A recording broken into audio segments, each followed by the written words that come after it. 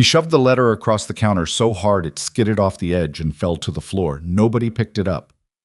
"Read it," Silas Greer said, and his voice was the kind of quiet that made men flinch harder than shouting. He was standing at the post office window in Blackridge Valley, hat on, coat buttoned despite the heat, looking at the postmaster like he was something stuck to the bottom of a boot. "Read it out loud, so everyone in this room hears what kind of fool Caleb Whitmore made of himself." The postmaster, a thin man named Aldous with ink-stained fingers and no spine to speak of, bent and retrieved the letter. His eyes moved across the page. His throat worked. "Go on," Greer said. Aldous read. It was a confirmation letter from a placement agency back east. A mail-order bride arrangement, finalized. The woman's name was Elara Voss, age 31. No family listed, no prior occupation. The letter described her in the clipped, transactional language of the agency. Average height, heavy-set build, no formal education beyond primary schooling. By the time Aldous finished, 3 men near the door were already laughing. Greer picked up the letter himself, folded it with 2 precise creases, and slid it into his coat pocket like it belonged to him, which, in every way that mattered to Silas Greer, it now did. "A fat, uneducated woman from nowhere," he said, loud enough for the street outside to hear through the open door. "That's what Caleb Whitmore is bringing to Blackridge Valley." He smiled, and it was not a kind smile. "Good. Let him have her. If you've ever been judged before you said a single word, if you've ever walked into a room and felt the weight of everyone deciding who you were before you had a chance to show them, then this story is for you. Because some people get written off before they even arrive. And some of those people turn out to be exactly what a place needed most. This is the story of Elara Voss.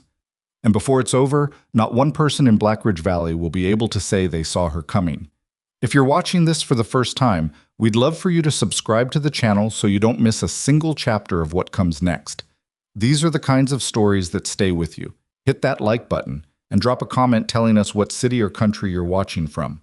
We want to see how far this story travels. Now, let's begin.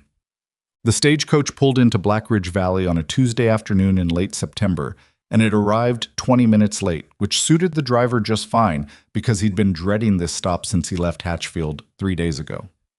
The road into the valley was half washed out from the rains, and the last quarter mile had been nothing but ruts and prayer, the whole coach lurching sideways every 30 seconds like it wanted to tip into the ditch and be done with it. He called the stop. The door swung open. Caleb Whitmore was already there, standing in front of the depot, with his hat in his hands and his jaw tight. He was 38 years old, broad through the shoulders, sun-darkened and spare in the way of men who'd spent 20 years doing hard work in hard weather. He was not nervous, exactly. He had told himself that morning, twice, that he was not nervous. He had said it again in the mirror while shaving, and nicked himself just below the ear, which he took as the universe's comment on the matter. He watched the coach. 2 men got out first, a surveyor with a leather case and a drummer with a sample trunk. Then a woman with a baby. Then nothing. And Caleb thought for one terrible second that she hadn't come, that the whole arrangement had fallen through, and he wasn't sure if what he felt then was relief or something worse. Then Elara Voss climbed down. She was not what he'd expected. He realized immediately that he hadn't known what he'd expected, exactly. The agency letters were spare with detail, and he hadn't pressed for more because pressing felt somehow wrong, like inspecting livestock. But now she was standing in front of him on the planked walkway of the Blackridge Valley stage depot, and he was looking at her and she was looking at him, and neither of them said anything for a moment that lasted slightly too long. She was heavy-set, as the letter had said. Her face was plain and unadorned, no attempt at cosmetic improvement, hair pulled back in a practical knot that had survived 3 days of coach travel better than most people would have. She was carrying a single bag, one bag, cloth, worn at the handles, the kind of bag you packed when you were leaving fast and not coming back. Her dress was dark blue and clean despite the journey, which told him something about her, though he couldn't have said exactly what. Her eyes were gray, steady. They looked at him the way you looked at a mathematical problem, not cold, but measuring. "Mr. Whitmore," she said. "Miss Voss," he said. They shook hands. Her grip was firm and brief. "Was the road bad?" he asked, because he needed to say something. "Bad enough," she said. I've seen worse. He wanted to ask where. He didn't. He picked up her bag before she could object and carried it to the wagon, and she walked beside him without offering comment, and that was how it started. Not with romance, not with warmth, just with two practical people trying to figure out what they'd gotten themselves into. Blackridge Valley was watching them. Of course it was. The town was not large, maybe 300 people on a full count, fewer in winter when the cold drove some of the ranch hands south. And 300 people in a small town meant 300 pairs of eyes with very little else to look at. By the time Caleb had the wagon loaded and turned toward the road north toward his ranch, word had already moved through the main street like water through a cracked dam. Mabel Greer, Silas's wife, or the woman he called his wife, was standing outside the dry goods store with two other women, and she looked at Elara the way you looked at something you were deciding whether to pity or despise. She said something to the women beside her. They covered their mouths. They laughed. Elara did not look at them. She was watching the road ahead, one hand on the side rail of the wagon as it hit a rut and lurched. Caleb looked straight forward and said nothing, but his jaw tightened, and if you'd been watching closely, you would have seen his knuckles go white on the reins for just a moment. He hadn't brought her here to be laughed at. He hadn't thought much past brought her here, if he was being honest with himself, but he was certain of that much. The ranch was 2 miles north of town, up a dirt road that climbed along the ridgeline before dropping into a wide, shallow valley where the grass was still green from the September rains. There were cattle, not as many as there had been 2 years ago, before the bad winter, and a barn that needed a new roof on the south end, and a house that was solid enough but not what you'd call welcoming. The porch boards were soft in 2 spots. The kitchen had a window that didn't quite close all the way and let in a draft when the wind came from the northeast. Caleb showed her the house. He did it the way he did most things, directly, without flourish. This is the kitchen. Water pumps out back. It runs cold in the mornings. Give it 3 or 4 strokes before it catches. The stove burns wood. There's a stack by the side door. The bedroom upstairs is yours. He had moved his own things to the smaller room off the back, which he did not mention directly, but which she noticed immediately. You didn't have to do that, she said. It's a better room, he said. It's the larger room. You've got more things. She had 1 bag. He knew she knew that. Something passed between them in that moment. Not warmth yet, not anything so easy as warmth, but a kind of mutual acknowledgement. He wasn't pretending to be gallant. She wasn't pretending not to notice. They were both standing in an awkward situation that neither of them had fully thought through, and they were adult enough to know it. I'll earn my place here, she said. I didn't bring you here to earn anything. I know, she said, but I will. He looked at her for a moment, then he nodded, once, and went back out to see to the horses. The first week was hard, in the way new things are always hard. Not catastrophically, not with drama, just with the constant friction of 2 strangers trying to occupy the same space without stepping on each other. Elara rose before him each morning, which he didn't expect. He'd half assumed she'd need time to adjust to the rhythm of ranch life, the early hours and the physical demands of it. Instead, he came down the first morning to find the stove already lit and coffee on, and she was standing at the kitchen window drinking from a tin cup and looking out at the pasture with an expression he couldn't read. You didn't have to, he started. I was awake, she said. The coffee was good. Not fine coffee, not the kind from a place with a proper roasting setup. They were working with sacked beans that had been in the dry goods store since spring, but it was strong and it was right, and Caleb, who had been making bad coffee for 20 years because he'd never bothered to learn the timing of it, did not mention this. He drank it. He went out to do the morning work. She came with him. He didn't ask her to. He hadn't expected it. But when he got to the barn, she was behind him, and she already had the latch open because she'd seen him do it the night before and understood the particular upward lift it required, and she went straight for the feed without being told where it was kept. You've worked with animals before, he said. Some, she said. What kind? She paused just a half second before answering. It was a small thing. He wouldn't have noticed it if he hadn't been paying attention. Different kinds, she said. He let it go. But he'd noticed. The trouble started on a Thursday, 8 days after she arrived. It didn't start at the ranch. It started in town, at the general store, where Elara had gone to pick up a supply list Caleb had handed her without comment. Flour, salt, wire for the fence, a new hinge for the barn door, lamp oil. He'd handed her the list and a small leather purse with the money counted out, and she'd taken the wagon in herself because he had the fencing to get to on the north pasture and couldn't leave. She walked into Harker's general store, and the room changed in that particular way rooms change when someone walks in who is not quite welcome.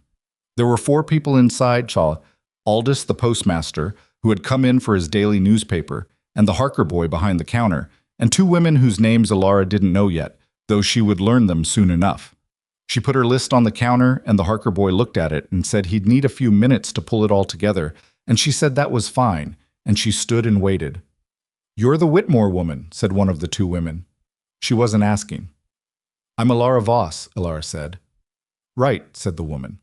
Her name was Constance Pell, wife of the mill owner, the kind of woman who wore her social position like an extra layer of clothing. "We heard you'd arrived, all the way from— where was it? Nobody seems to know." "East," Elara said. "Well," said Constance, and the word had things inside it. She looked Elara over the way Mabel Greer had looked her over from across the street, except this was close range, and there was no pretense of politeness in it. "I suppose Caleb Whitmore took what he could get." The other woman made a small sound. The postmaster found something very interesting to look at on the front page of his paper. Elara's face did not change. This was the thing about Elara Voss. Her face was a controlled thing, not because she was cold, but because she had learned, somewhere and in circumstances nobody in this store could have imagined, that showing your reaction was the same as handing someone a weapon. She had learned that lesson in a place where handing someone a weapon could get you killed. "I appreciate that," she said, which was not what Constance had expected her to say. "I beg your pardon?" "That Caleb took what he could get. The implication is that I was worth the taking." She turned back to the counter. "I'll wait outside," she told the Harker boy. "Bring it out when it's ready." She walked out. She stood beside the wagon in the thin September sunlight and breathed through her nose the way she'd trained herself to breathe when her heart was going fast. Slow and deliberate. In through the nose, out through the mouth. And after a moment, the tightness in her chest eased. She had come here to start over. She understood that starting over did not mean arriving somewhere where nobody judged you. It meant learning to carry the judgment without letting it knock you sideways. She had carried heavier things.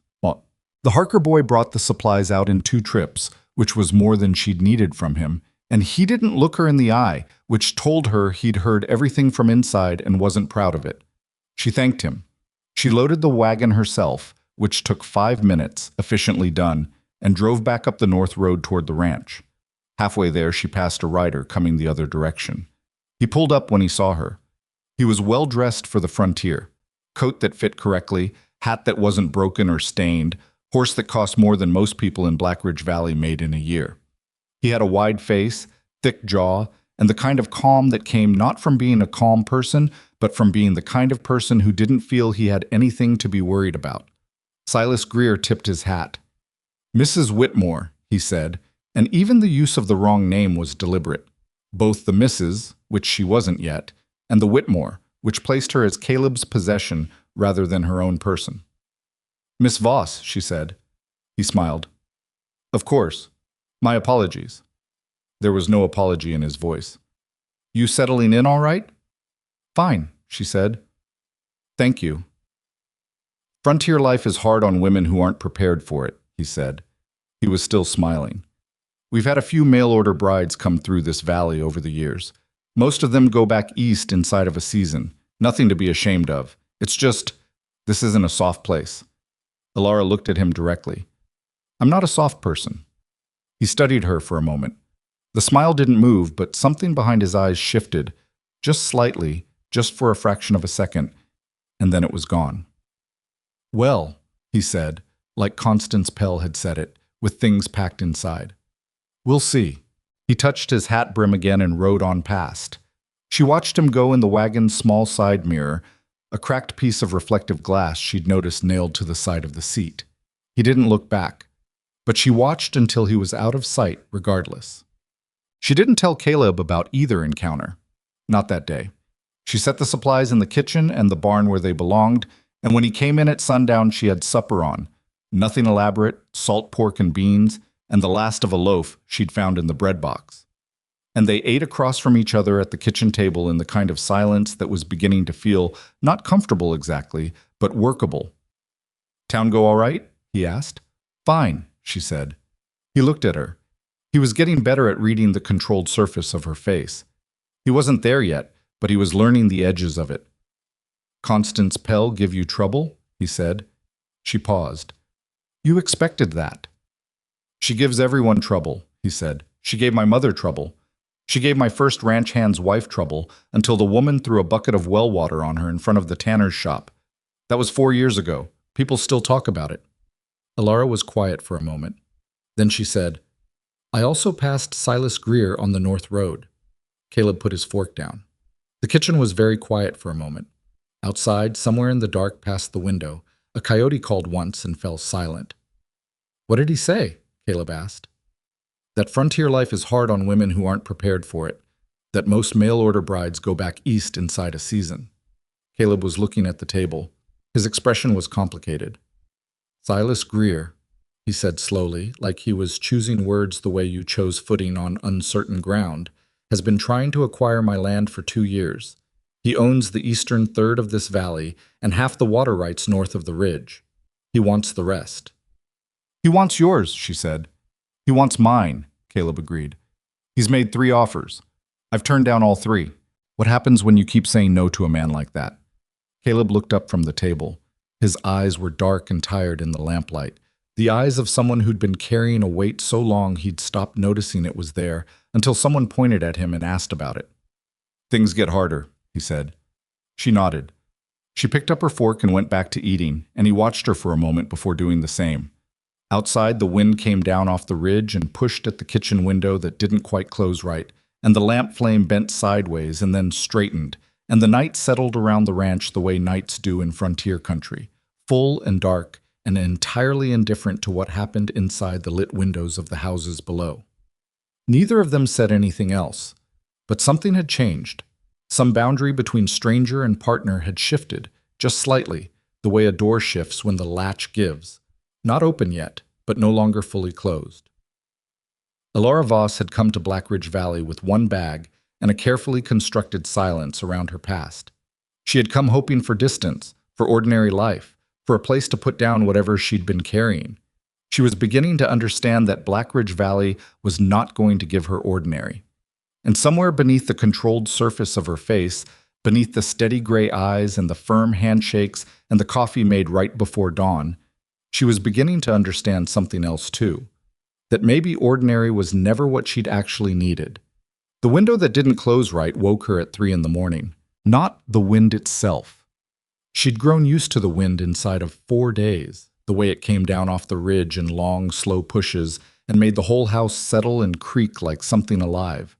It was the particular sound the window made when the wind hit it at a certain angle, a low rhythmic knock, almost patient, like someone outside who knew you were in there and was willing to wait. Elara lay still for a moment in the dark of the upstairs room, listening. Then she got up. She didn't light a lamp. She crossed to the window and pressed both palms flat against the frame and held it shut until the wind passed, and then she stood there in the dark looking out at the pasture. The moon was 3/4 full, and the grass was silver under it, and the cattle were dark shapes standing still in the distance. Everything looked peaceful. She didn't trust peaceful. She had learned in the years before this one that peaceful was often just the moment before something broke. She stood at the window for 10 minutes. Nothing moved. She went back to bed and lay on top of the covers with her eyes open until the sky outside began to go gray, and then she got up and lit the stove. Caleb came down at 5:30 and found the coffee already done and Elara at the table with a piece of paper in front of her, covered in what looked like a hand-drawn diagram. She turned it face down when he came in, which she did naturally, without hurry, the way you'd set aside a letter that wasn't finished, not hiding it exactly, just not ready to share it. He noticed. He poured his coffee and sat down across from her and said, "You sleep?" "Some," she said. "The window?" "The window," she agreed. He nodded. "I've been meaning to fix it." "I know." He looked at the face-down paper. She looked at him, looking at it. Neither of them said anything about it. He drank his coffee. She drank hers. Outside, the first birds were starting in the brush along the creek. the thin, sharp calls of them, and the sky through the kitchen window was going from gray to pale gold along the ridgeline. Greer's men were on the south fence line yesterday, Caleb said. He said it the way he said most things, flat, without prelude. While you were in town, 2 of them, riding the boundary, not crossing, just riding it. How often does that happen? Used to be never. He set his cup down. Started about 3 months ago. Once a week, sometimes twice.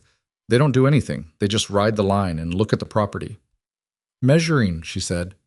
He looked at her. That's what I think. She was quiet for a moment. How long have you owned this land? 12 years. Bought the original parcel from a man named Dusick, who was going back to Missouri. Added the north pasture 6 years ago when the Callahan family sold out. He paused. Greer wanted the Callahan parcel too. I got to them first. He's been patient, she said. Silas Greer is the most patient I've ever encountered, Caleb said. And the way he said it, it was not a compliment. He doesn't push until he's ready, and when he's ready, he doesn't stop. She picked up her coffee cup and held it in both hands. What does he want with your land specifically? There are other parcels in this valley. The creek, Caleb said. Blackridge Creek runs through my north pasture for about 1.5 miles before it goes underground. If Greer controls the creek, he controls every ranch that depends on it downstream. That's 4 operations including mine. He buys me out. He's not buying a ranch. He's buying leverage over half the valley. She thought about that. She set her cup down and turned the paper over.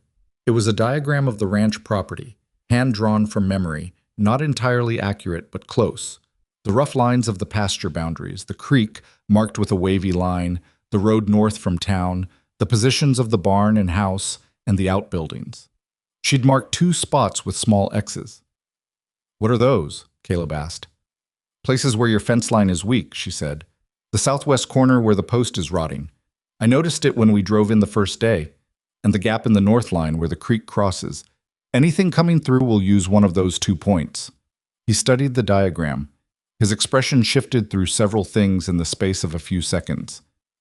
You drew this from memory, he said. I have a decent memory for terrain. You've been here 9 days. I know. He was looking at her again with that particular look. Not suspicious, not quite, but close. The look of a man trying to add up a column of numbers that kept coming out to something he hadn't expected. She met his gaze steadily and said nothing more, because she had learned that the best way to manage what people suspected about you was to give them no more information than they already had, and let them decide how far they wanted to push. He didn't push. He folded the diagram carefully, which she noted, and set it beside his cup. I'll fix the southwest post today, he said. I'll come, she said. The creek crossing will take 2 people to do it properly. He looked like he was going to say something about that. Then he didn't. He finished his coffee and stood up. We leave in 20 minutes, he said. She was ready in 15.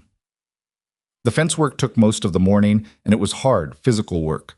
Digging out the rotted post at the southwest corner took 40 minutes because the ground was clay-heavy from the September rains, and the old post had been sunk deep, which was the only reason it hadn't already fallen. Caleb did the digging, and Elara steadied the new post and passed him the tools when he needed them without being asked, which required watching him work and learning the sequence of it, which she did. He was good with his hands. She'd noticed that about him in the first days, the way he fixed things without making a production of it, the way he knew by touch when something was seated right. There was a competence to him that was deeply practical, unhurried. He didn't talk while he worked. She didn't either. At the creek crossing, they strung new wire along the gap where the bank had eroded and the original line had sagged into the water. The creek was running clear and cold, knee-deep in the middle, and when Elara waded across to anchor the far side, she did it without hesitating, dress hem and all, which made Caleb stop what he was doing for a moment and watch her. She drove the anchor stake herself, 3 solid strikes with the mallet, testing it after each one. You've done fencing before, he said. Some, she said, which was what she always said. What else have you done? The question came out differently than his previous ones, less casual, more direct. I was standing on his side of the creek, hands at his sides, looking at her. She drove the last stake. She tested it, felt it hold, and straightened up and looked at him across the 6 feet of cold, moving water between them. Enough to be useful, she said. That's not what I asked. She looked at him for a long moment. The creek ran past her boots and the wind came across the pasture and moved her hair against her face, and she reached up and pushed it back without thinking about it. You'll know what you need to know, she said, when you need to know it. It wasn't a refusal exactly. He heard that. He also heard that it was the closest thing to a promise she'd offered him yet, and he wasn't certain why, but he decided to take it as one. He picked up the wire reel and they moved on down the fence line. The storm came 4 days later. It came the way bad storms came in frontier country. Not all at once, but in phases, each one worse than the last, so that by the time you realized how serious it was, you were already in the middle of it. The sky went yellow-green at noon, which Caleb read correctly, and he spent the afternoon getting the cattle into the near pasture and boarding the barn windows and stacking sandbags along the low side of the foundation where the ground sloped toward the creek. Elara worked beside him the entire afternoon. She didn't need to be told what to do. She looked at what needed doing and did it, which was both useful and faintly unnerving, because it suggested a familiarity with emergency preparation that went well beyond what you'd expect from a woman described in a placement agency letter as having no particular skills. By 4 in the afternoon, the sky was the color of a bruise and the wind had gone from a push to a shove. The first rain hit at 4:30, not gradually, just suddenly and hard, like someone had upended a bucket the size of the sky. They got inside, the kitchen filled with the sound of the rain on the roof, a continuous roar that made talking difficult, and the lamp flames bent sideways every time a draft found the window that didn't close all the way. Elara was at that window in under a minute, pressing it shut with both palms again. But this time the wind was stronger and she couldn't hold it alone. Caleb came up beside her. He was close, closer than they'd been in the 9 days previous, the warmth of him evident through his damp shirt, his hands coming up alongside hers on the frame. Together they held the window shut against a gust that shook the whole wall. "The latch is stripped," he said, close to her ear to be heard over the rain. "I know," she said. "I've been holding it by hand when it wakes me up at night." He turned and looked at her sideways. "Every night?" "Most nights." He was quiet for a moment, then, "Why didn't you say something?" "You had other things on." The gust passed. The window quieted. They stood there another moment with their hands on the frame, and then he stepped back and got a length of cord from the hook by the back door and rigged a loop around the window frame to hold it shut, which took 2 minutes and was something he clearly should have done a month ago. She watched him do it without comment. "I should have done that a month ago," he said. "Probably," she said. He looked at her. Something moved in his face, not quite amusement, but adjacent to it, a flicker of something human and unguarded that she hadn't seen on him before. "You don't soften things," he said. "Does it help when people do?" He thought about it genuinely. "No," he said. "Not really." She nodded. "Then I won't." The storm ran through the night and into the next morning, and it was bad, the kind of bad that left its mark. The creek rose 18 inches and took out the repaired section of the north fence entirely, which meant 2 days of work redone in a single night. 3 of the younger cattle had panicked and pushed through the gate of the near pasture in the early hours, and were found the next morning a quarter-mile down the south slope, unhurt, but thoroughly unhappy. A section of the barn roof, the south end, the one Caleb had known needed replacing, lifted and peeled back 4 feet and let the rain straight in onto the equipment stored underneath. Caleb stood in the barn door the morning after, looking at the damage, and his face was the face of a man doing arithmetic he didn't like the answer to. Elara was beside him. She looked at the roof, at the equipment, at the standing water on the barn floor. "What's under water?" she asked. "The seed spreader, a spare harness, the hand pump. The pump can be dried out. The harness too. The spreader depends on what's rusted." She walked into the barn, through the shallow standing water and crouched beside the spreader to look at it. She ran a hand along the undercarriage. "The frame's solid. The mechanism will need cleaning. You'll lose a few days, but not the equipment." "That's the good news," he said. "The bad news is the roof section, which will cost money I don't have." She stood up. "How much short are you?" He looked uncomfortable. Men like Caleb Whitmore, self-sufficient, private, the kind of man who'd been managing his own problems for 20 years without explaining himself to anyone, did not easily discuss money. especially not with a woman who'd been in his house for less than 2 weeks. Enough, he said. Caleb, she said. It was the first time she'd used his given name without the Mr. attached, and it landed in the air between them with a small, distinct weight. I'm not asking to judge you. I'm asking because I might be able to help. He looked at her. How? The rye field on the east slope, she said. You're planning to cut it next week. If the weather holds. It'll hold. This was the last of the system. It's moving northeast. The rye is ready. If you cut early and get it to the grain merchant before Greer's harvest, you can move it at the higher early market price. That's maybe a 30% difference on the yield. He was staring at her. How do you know about the early market price? I asked the Harker boy what the grain merchant's pattern was. He talks. She paused. I've been paying attention. He kept staring. She let him.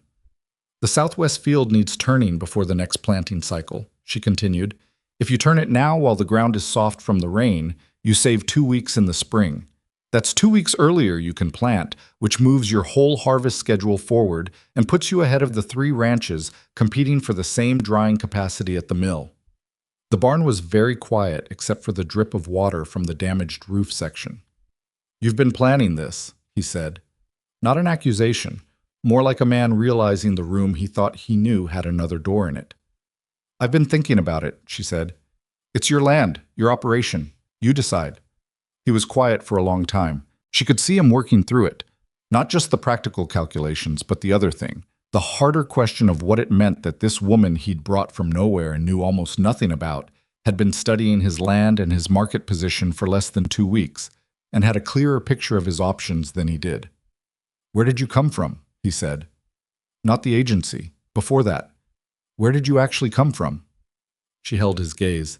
Somewhere that taught me to solve problems before they got worse. That's not an answer. No, she agreed. It's not. He looked at her for another long moment.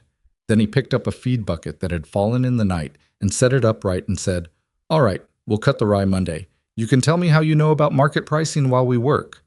She bent and picked up the second bucket that had fallen. Deal, she said.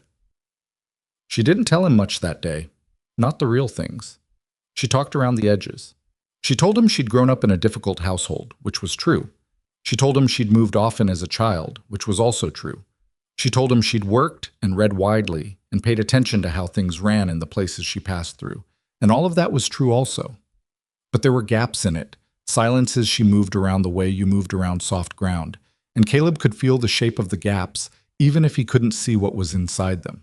He filed them away. He was a man who'd learned patience from this land and this work, and he applied it now.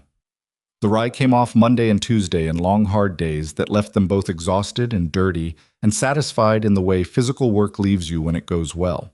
She worked the cut end of the field, the part that required reading the rye for ripeness across the row, with an accuracy that the farmhand Caleb had hired for the season, a young man named Pete, found frankly baffling. She done this before? Pete asked Caleb in a low voice during the noon break. Some, Caleb said, which was what Elara always said, and which made Pete give him a look. The grain merchant in Blackridge Valley was a compact, shrewd man named Dobbins, who kept his prices close to his chest and his accounts in his head, and had been in business for 23 years. He looked at the rye Caleb brought in Wednesday morning with the eye of a man who'd seen a lot of grain and knew what he was looking at. Early, he said. Good call. Another week and the price drops. Greer's going to flood the market with his East Valley yield. He made an offer. Caleb looked at Elara, who was standing to the side and slightly back, which she did in town. She didn't push forward in public, didn't speak first in business settings, because she understood that this place and this time was not built for women who pushed forward in business settings. And fighting that particular current was a cost she wasn't ready to pay yet. But she made the smallest movement with her hand, just 2 fingers, lifted, and then she gave a slight tilt of her head. Caleb looked back at Dobbins. 20% above that, he said. Dobbins blinked. That's a steep ask. It's a fair price for early delivery. You'll move it before Greer's comes in, and you know it. Dobbins looked at Caleb for a moment. Then he looked at Elara. Then he looked back at Caleb. 15 above, he said. Caleb looked at his wife, and that was what his mind said. Automatically, his wife, though the word still sat uneasy on the thought, and saw the second small tilt of her head, which meant take it. Done, Caleb said. They walked out of Dobbins with enough to cover the barn roof with a little over. Elara said nothing about it. She helped load the empty wagon. She climbed up to the seat. He climbed up beside her and took the reins. He sat there a moment before he started the horses. Thank you, he said. You did the work, she said. You knew what to do with the work. She looked at the street ahead. Next time you'll know too. He started the horses. They drove back through Blackridge Valley's main street in the thin October light, and the people on the boardwalks watched them go. Mabel Greer among them, outside the dress shop, tracking the wagon with her eyes the way a dog tracks something it isn't sure about. Elara didn't look at her, but she knew she was there. The day it became undeniable was a Thursday near the end of October. Caleb had gone to the north pasture in the early morning to check on the fence they'd repaired after the storm. It had held, but he wanted to see it after 2 weeks of regular use by the cattle. He'd left alone because Pete was needed to help move the hay bales to the upper barn, and there'd been no reason that particular morning to think anything was wrong. He came back 4 hours later and found the south pasture gate open. Not broken open, not forced, opened, the pin drawn back cleanly, the gate standing wide, and 60 feet of the south fence cut in 3 places, clean wire cuts, diagonal, the kind made by a proper wire cutter, not by an animal. 8 of his cattle had gone through the gap and were nowhere in the near range. He stood at the open gate for a long time. His face was doing that thing it did when he was working through something he didn't want to be true. Elara was coming across the yard from the direction of the kitchen garden. She had a basket on her arm and dirt on her hands. She saw his face and changed direction. What happened? He showed her the gate. The fence cuts. She crouched beside the closest cut and looked at it without touching it, and he watched her look at it, watched how she looked at it. The careful, systematic attention, the way her eyes moved along the wire, and then up to the pasture, and then back down. When did you leave? She asked. Sunup. Call it 6:30. Pete was with me until about 8. Then I was in the garden. She stood. That's a 2-hour window. The cattle are gone. Not far, she said. South gate opens to the south slope. There's water in the draw half a mile down. They'll have gone for the water. She put the basket down on the fence post. I'll go. I'll go, he said. You're better on the north fence check if this is a pattern, she said. I know what I'm looking for. I'll find them. He wanted to argue. He could see in his own face, if he'd had a mirror, that he wanted to argue, that some part of him said this was his land and his cattle and his problem. But she was already moving, and she was right about the draw, and he knew it, and so he let her go. She brought the cattle back in 90 minutes, all 8 of them. She'd gone down the south slope on foot, found them at the draw as she'd predicted, and moved them back up with no dog and no horse. Just herself and whatever she knew about moving cattle, which was apparently considerable. Pete, who had come out to help when Caleb told him what happened, watched her come up the slope with the 8 cattle moving ahead of her in a loose group and said, very quietly, "Where did you find her?" East, Caleb said, which had become, without his intending it, the same word Elara used for herself. He fixed the fence that afternoon. All 3 cut sections, new wire, proper tension. He didn't say, while he worked, what he was thinking, which was that this was Greer, or Greer's men, and that opening a gate and cutting a fence was a message as much as an action. A message that said, we can reach you here. We can touch what's yours. And there's nothing you can do about it that won't cost you. Elara repaired the gate mechanism beside him without being asked. She set the new pin with a small piece of scrap iron that prevented it from being lifted without a tool. That won't stop someone who's determined, Caleb said. No, she said, but it adds time, and it leaves marks. She stepped back and looked at the repair. Next time, if the pin's forced, you'll know exactly what you're dealing with. I know what I'm dealing with now. You suspect, she said. It's not the same. He looked at her. You think like someone who's had to prove things. She didn't respond immediately. She picked up the repair tools and set them back in the bucket.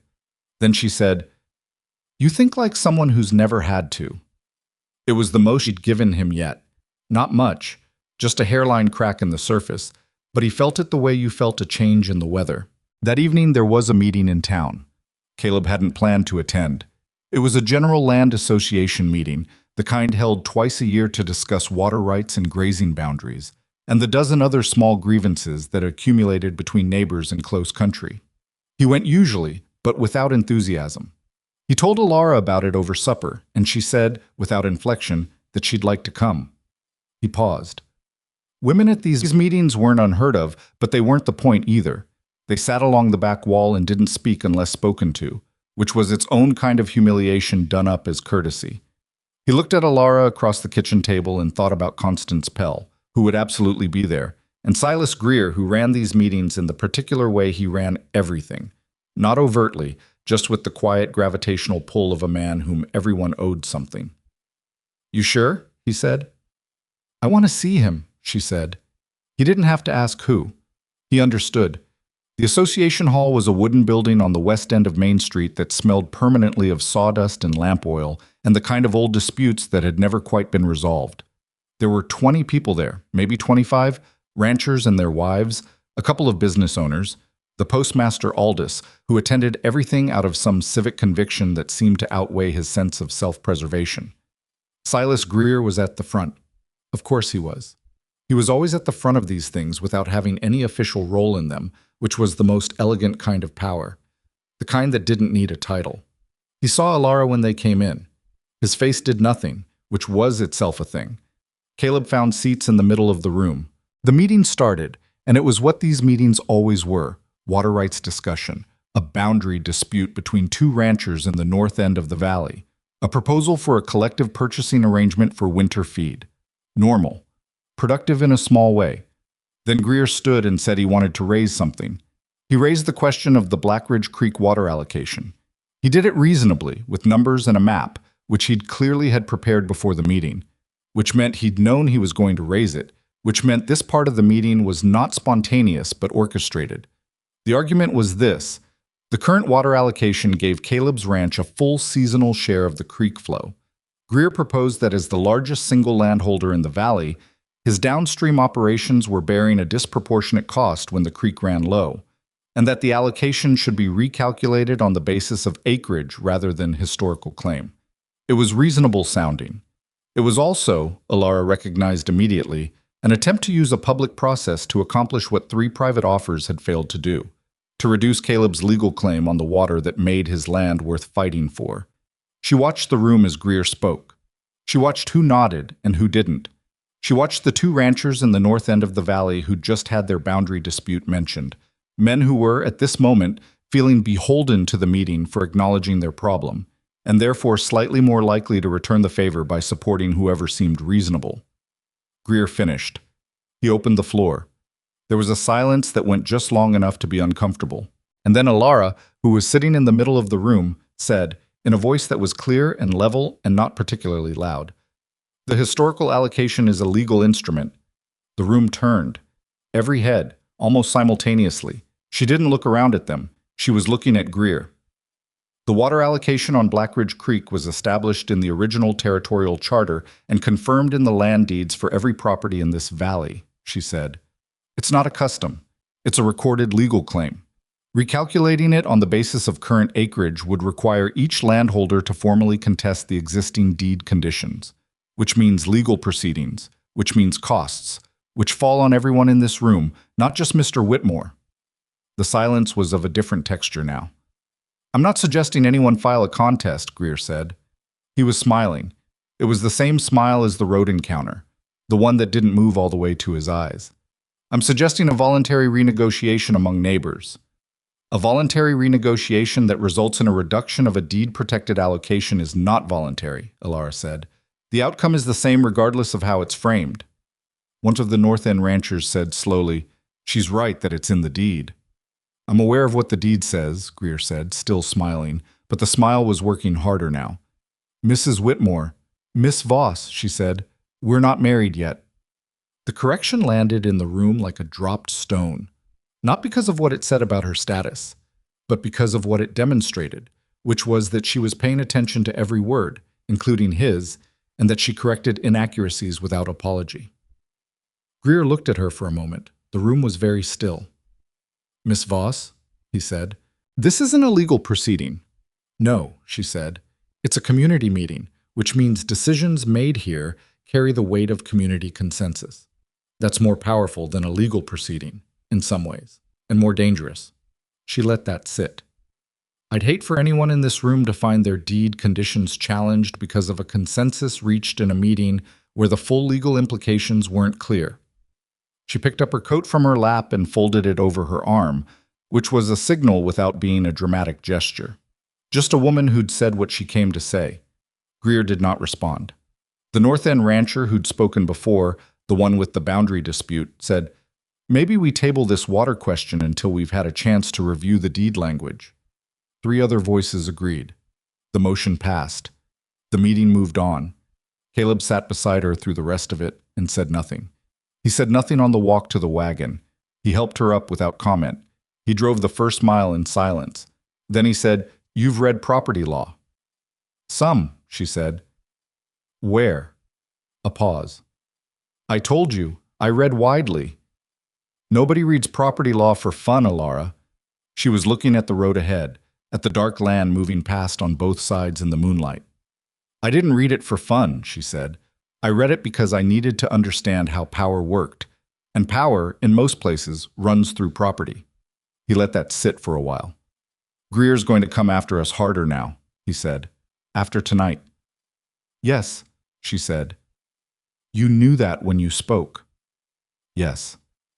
"Then why—" "Because if we let him reshape that meeting," she said, "we'd have lost something we couldn't get back without a fight. The creek allocation, the public record of community agreement." She turned and looked at him directly. "I didn't speak because I wanted to. I spoke because it was necessary. There's a difference." He looked at her face in the thin moonlight. She was not a woman who said things for effect. She was not a woman who performed. She said what she meant, in the minimum words required, and meant all of it. He realized, it moved through him like something warm and slightly alarming, that he had not felt this understood by another person in a very long time. That the loneliness of the last few years, the grinding specific loneliness of the ranch and the land and the constant management of threat, had been so normal he'd stopped feeling it as loneliness. He'd called it independence. He'd worn it like a virtue. He looked back at the road. "Thank you," he said. For the second time in 2 weeks. But different this time. She turned back to the road too. "Get some sleep when we get in," she said. "The east fence still needs the postwork tomorrow." "Elara." "What?" "I'm glad you came." She was quiet. Then, "So am I." They drove the rest of the way home in the dark, and when the lamp in the kitchen window came into view ahead of them, yellow and small against the immensity of the night, it looked like something that had always been there, like a thing that had been waiting for both of them to finally be seen. Greer did not wait long. 3 days after the association meeting, Caleb found a formal notice tacked to his front gate post. Not slipped under the door, not handed to him in person, tacked to the gate post at the entrance to his property, which was a deliberate choice, because it meant anyone riding the North Road had seen it before he did. The notice was from a land surveying firm out of the territorial capital, engaged by Silas Greer, requesting access to the creek boundary for the purpose of an independent water flow assessment. The language was polite and lawyerly, and completely clear in what it meant. Greer was building a paper record to support a formal challenge to the water allocation. Caleb read it twice. Then he brought it inside and set it on the kitchen table without a word. Elara read it once. "He moved faster than I expected," she said. "That surprises you?" "The meeting was 3 days ago. This firm is out of the capital. That's 2 days' ride minimum. He'd have had to send a rider the morning after." She looked up from the paper. "He had this planned before the meeting. The meeting was a test. He wanted to see if anyone would push back, and if so, who?" Caleb sat down. The kitchen was cold. They'd let the stove go low overnight, and neither of them had gotten to it yet, and the October air had found every gap in the walls the way it always did. "So what does he do with the information?" Caleb said. "He knows it's me," she said. "He knew it in the room. A man like Greer, he doesn't get blindsided often, and when he does, he goes back to find the source." She folded the notice along its original creases. "This survey request isn't about the water. It's about making us spend money responding to it." "Which we don't have a lot of." "Which we don't have a lot of," she agreed. "Every dollar we spend on legal response is a dollar not going to the barn roof or the spring planting or the cattle inventory." She set the notice down. He knows our margins. He's done his homework. Caleb looked at her across the table. How do you know that's what this is? She met his eyes. Because it's what I would do. The sentence arrived in the kitchen and sat there between them, and Caleb let it sit, the way he let most things from Elara sit, without immediate response, turning it over. It was the most direct thing she'd said yet about how her mind worked, and they both knew it. All right, he said finally. So what do we do? We respond to the survey request, she said, formally, in writing, through the Territorial Land Office, not through a private lawyer, because that costs money and signals we're worried. A land office response is procedural and free, and puts the interaction on public record. She picked up the notice again. We also request, as part of the response, that any survey conducted on the creek boundary be witnessed by a representative of the Land Association. Why the association? Because it adds witnesses.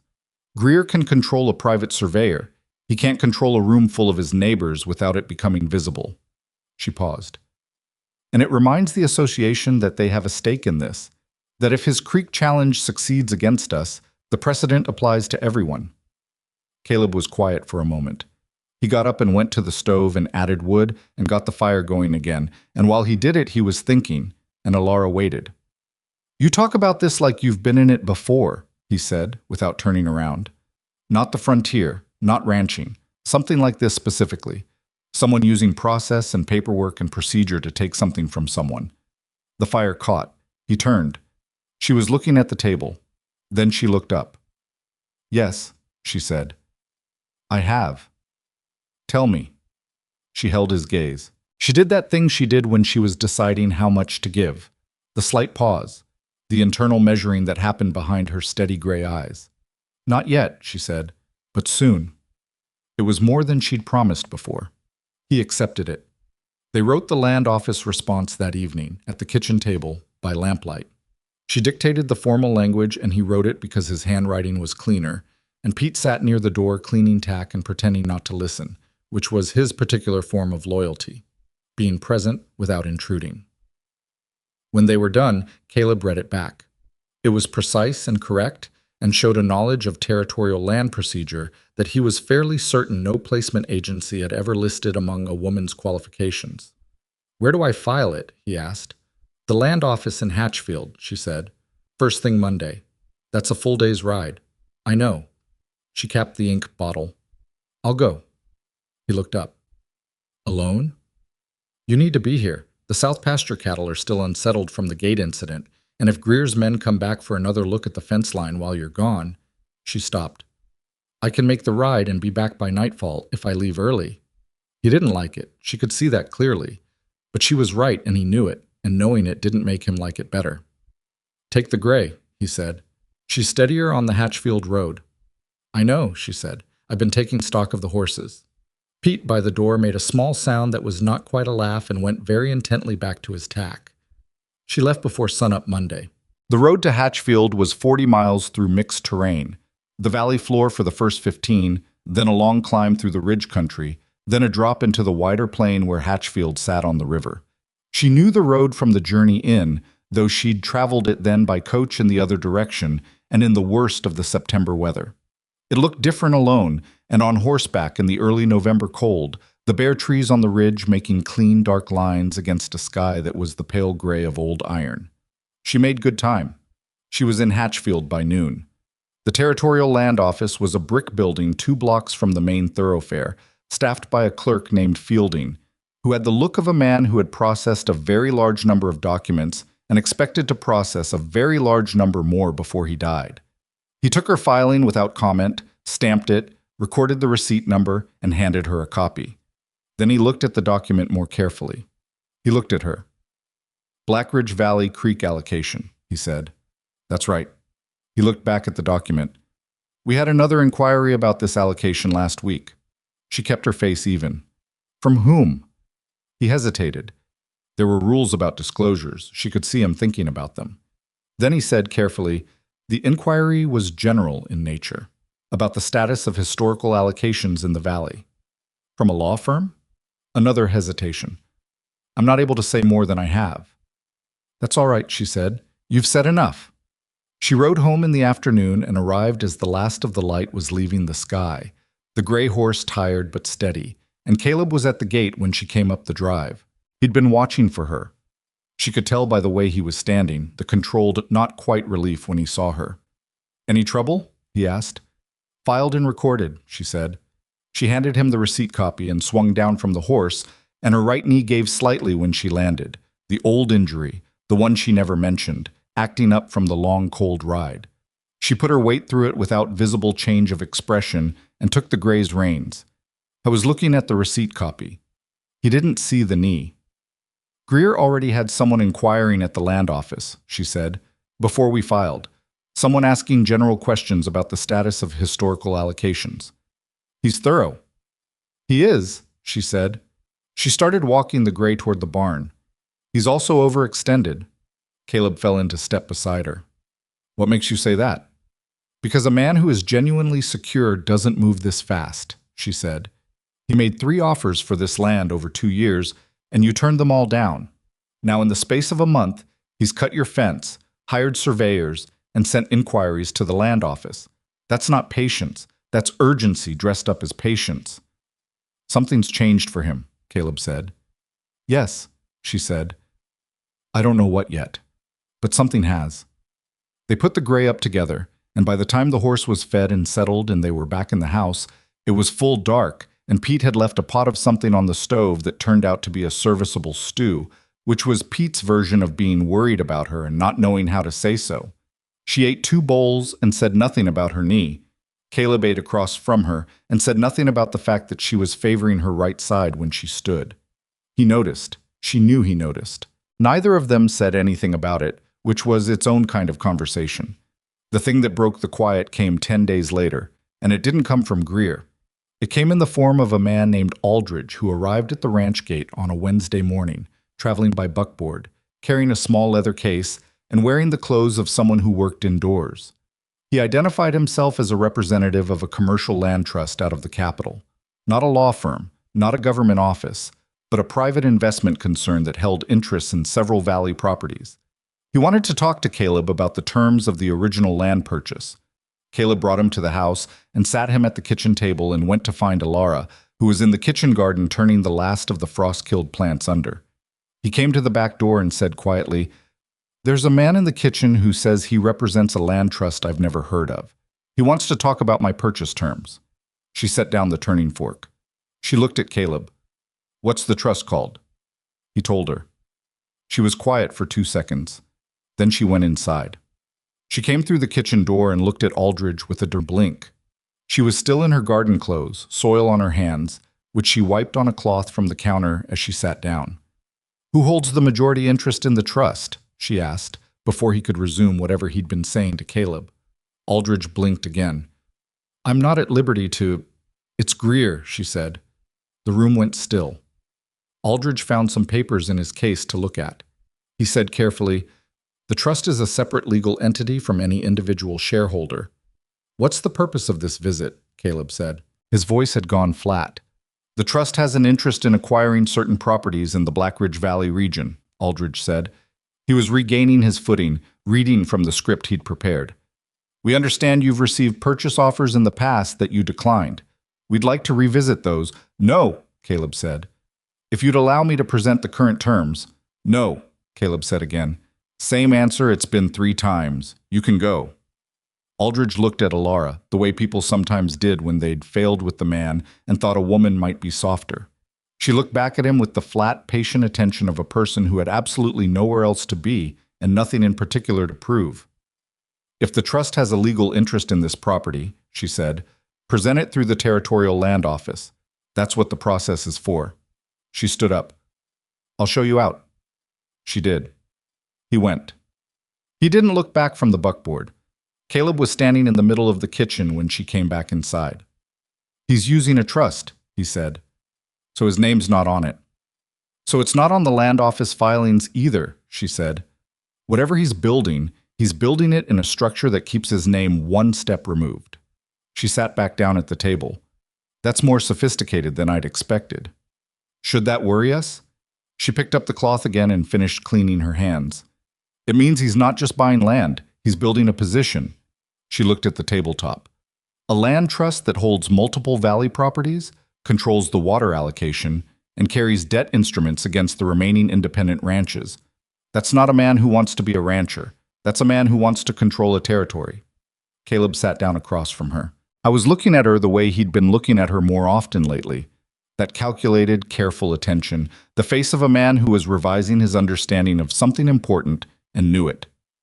Elara, he said, I need you to tell me something true. She looked at him. Not the whole thing, he said. I'm not asking for all of it. Just tell me one true thing about where you come from, something that explains how you know what you know. Because right now I'm sitting here thinking that I have a woman in my house who can read land law, negotiate grain prices, move cattle alone on a hillside, spot a corporate trust structure by the name of a company, and talk down a room full of ranchers at an association meeting, and I don't know what I'm supposed to do with that. She was quiet for a moment. Does it matter? She said. What I know, or where I learned it. It matters to me, he said, quietly. Not because I think you've done something wrong, but because I'd like to know who I'm working with. It was not what he'd started to say. They both heard the word he'd redirected away from. She looked at him for a long time. Then she got up and went to the corner cupboard where she kept the single small bag she'd arrived with, and she opened it, and she took out an envelope that was old and much handled, the paper soft with folding and refolding. She brought it to the table and set it in front of him. He looked at it. He looked at her. Open it, she said. Inside the envelope were 3 documents. The first was a letter of reference from a man named Colonel Harlan Voss, her father, as it turned out, though she'd taken his name by choice rather than birth, which came later. The second was a formal record of service with a territorial boundary commission that had operated in the Northern Territories for 11 years, surveying and documenting land claims in areas where permanent settlement hadn't yet solidified the law. The third was a termination notice from that same commission dated 2 years previous, citing restructuring of operations. Caleb read all 3. He read them slowly. When he finished, he set them down. You worked for a land commission, he said. For 9 years, she said, starting when I was 22. I joined as a record keeper. Within 3 years, I was in the field. She sat back down. The Northern Territories are not like here. There's no town, no association meeting, no land office down the road. It's 1,000 miles of unsurveyed country where the only law is what you can enforce and the only record is what you can make stick. She paused. We moved between camps. We ate what we could carry. In winter, some years we didn't eat enough. She looked at her hands. I learned to read terrain because we navigated by it. I learned about property law because our entire purpose was to create legal records that would hold up in a court 500 miles away. I learned about water rights because water was the thing every claim came down to, every dispute, every fight. The knee, he said. She looked up. You favor your right knee when you're tired, he said. I've seen it a dozen times. I didn't say anything because… He stopped. What happened? She looked at the documents on the table. A claim dispute in the 3rd year. The survey team was 3 people, me and 2 others. The opposing claimants decided that the simplest resolution was to remove the record keepers. She said it flatly, without drama. I got out. The other 2 didn't. The kitchen was very quiet. Caleb looked at her. At the plain, controlled face, the steady gray eyes, the hands that were rough from working and folded on the table in front of her with a deliberateness that he now understood differently than he had a minute ago. The commission restructured 2 years ago, he said. What that means is, they dissolved it, she said. The Northern Territories got incorporated into the standard land system, and they didn't need the Boundary Commission anymore. So one day the work that had been my life for 9 years simply stopped existing. She reached forward and took the documents and folded them back into the envelope. I was 30. I had skills that applied to a context that no longer existed, and I had spent 9 years in places that don't make for easy conversation at dinner parties. So you answered an agency notice. I answered 3, she said. Yours was the one that felt right. Why mine? She thought about it honestly. The letter you wrote to the agency was short. Most of the men write long letters. They describe themselves, their land, their ambitions, all the things they want the woman to know before she agrees. Yours said, working ranch, honest work, fair treatment. I am not looking for appearances. I am looking for a partner. She put the envelope in her lap. A man who writes a letter like that is either a decent man or a very clever one. I thought, either way, it was worth finding out. Caleb was quiet for a long moment. Elara, he said. What? The commission work, the disputes, the claim fights. You were in those. Yes. You know how they end? The bad ones. Yes. She looked at him directly. I know how they end, she said. He leaned forward, both elbows on the table, close enough that she could see the lines around his eyes, the weather in his face. Greer is building something bigger than a single land grab, he said. You said it yourself. If he gets the creek allocation and enough valley properties under a trust structure, how does that end? She didn't look away. The small ranches start failing, she said, not because of anything dramatic, just they can't get water at the same terms, and the debt comes due, and the trust makes an offer at the distressed price, and they take it because the alternative is losing everything to the bank instead. She paused. One by one, quietly, over 2 or 3 seasons. And when it's done, Silas Greer controls a territory the size of a small county through a corporate structure that has no name most people know. And the people who saw it coming? Get bought or broken or made irrelevant, she said. That's how it works. That's always how it works. Caleb sat back. He looked at the ceiling for a moment, the old timber up there, the smoke stain from when the flu had backed up 2 winters ago, the nail he'd never gotten around to hammering flat that stuck down an inch from the nearest beam. I am not going to be broken or bought, he said. I know, she said, and I am not going to let him take this valley. She was watching him. Something in her face shifted. Not much, not dramatically, just a small movement under the controlled surface of it. Then we need to understand what he's actually built, she said. The trust structure, the properties he's already acquired, where the debt instruments sit and who holds them. If we can map it, we can find where it's weak. And if it's not weak, everything built on paper has a seam, she said. You just have to find it. They sat with that for a moment. Then Caleb said, How? The answer came not from a plan, but from an unexpected source, and it came the following Sunday at the church social that Elara had been avoiding and Caleb had been going to out of obligation for 12 years. It was the kind of event where the whole town showed up because not showing up said something, and what it said was that you thought yourself above the community, which no one in a frontier town could afford to have said about them. She sat next to Caleb through the first half and listened and said the minimum required, and she watched the room the way she'd learned to watch rooms, tracking the currents between people, the small signals of alliance and resentment and indebtedness that moved through a community under the surface of polite conversation. And what she saw, specifically, was the mill owner Gerald Pell, Constance's husband, standing apart from the main group near the far wall, nursing a cider and looking at Silas Greer with an expression that was not admiration. She found an excuse to move to the refreshment table, which put her near Gerald Pell without it looking deliberate.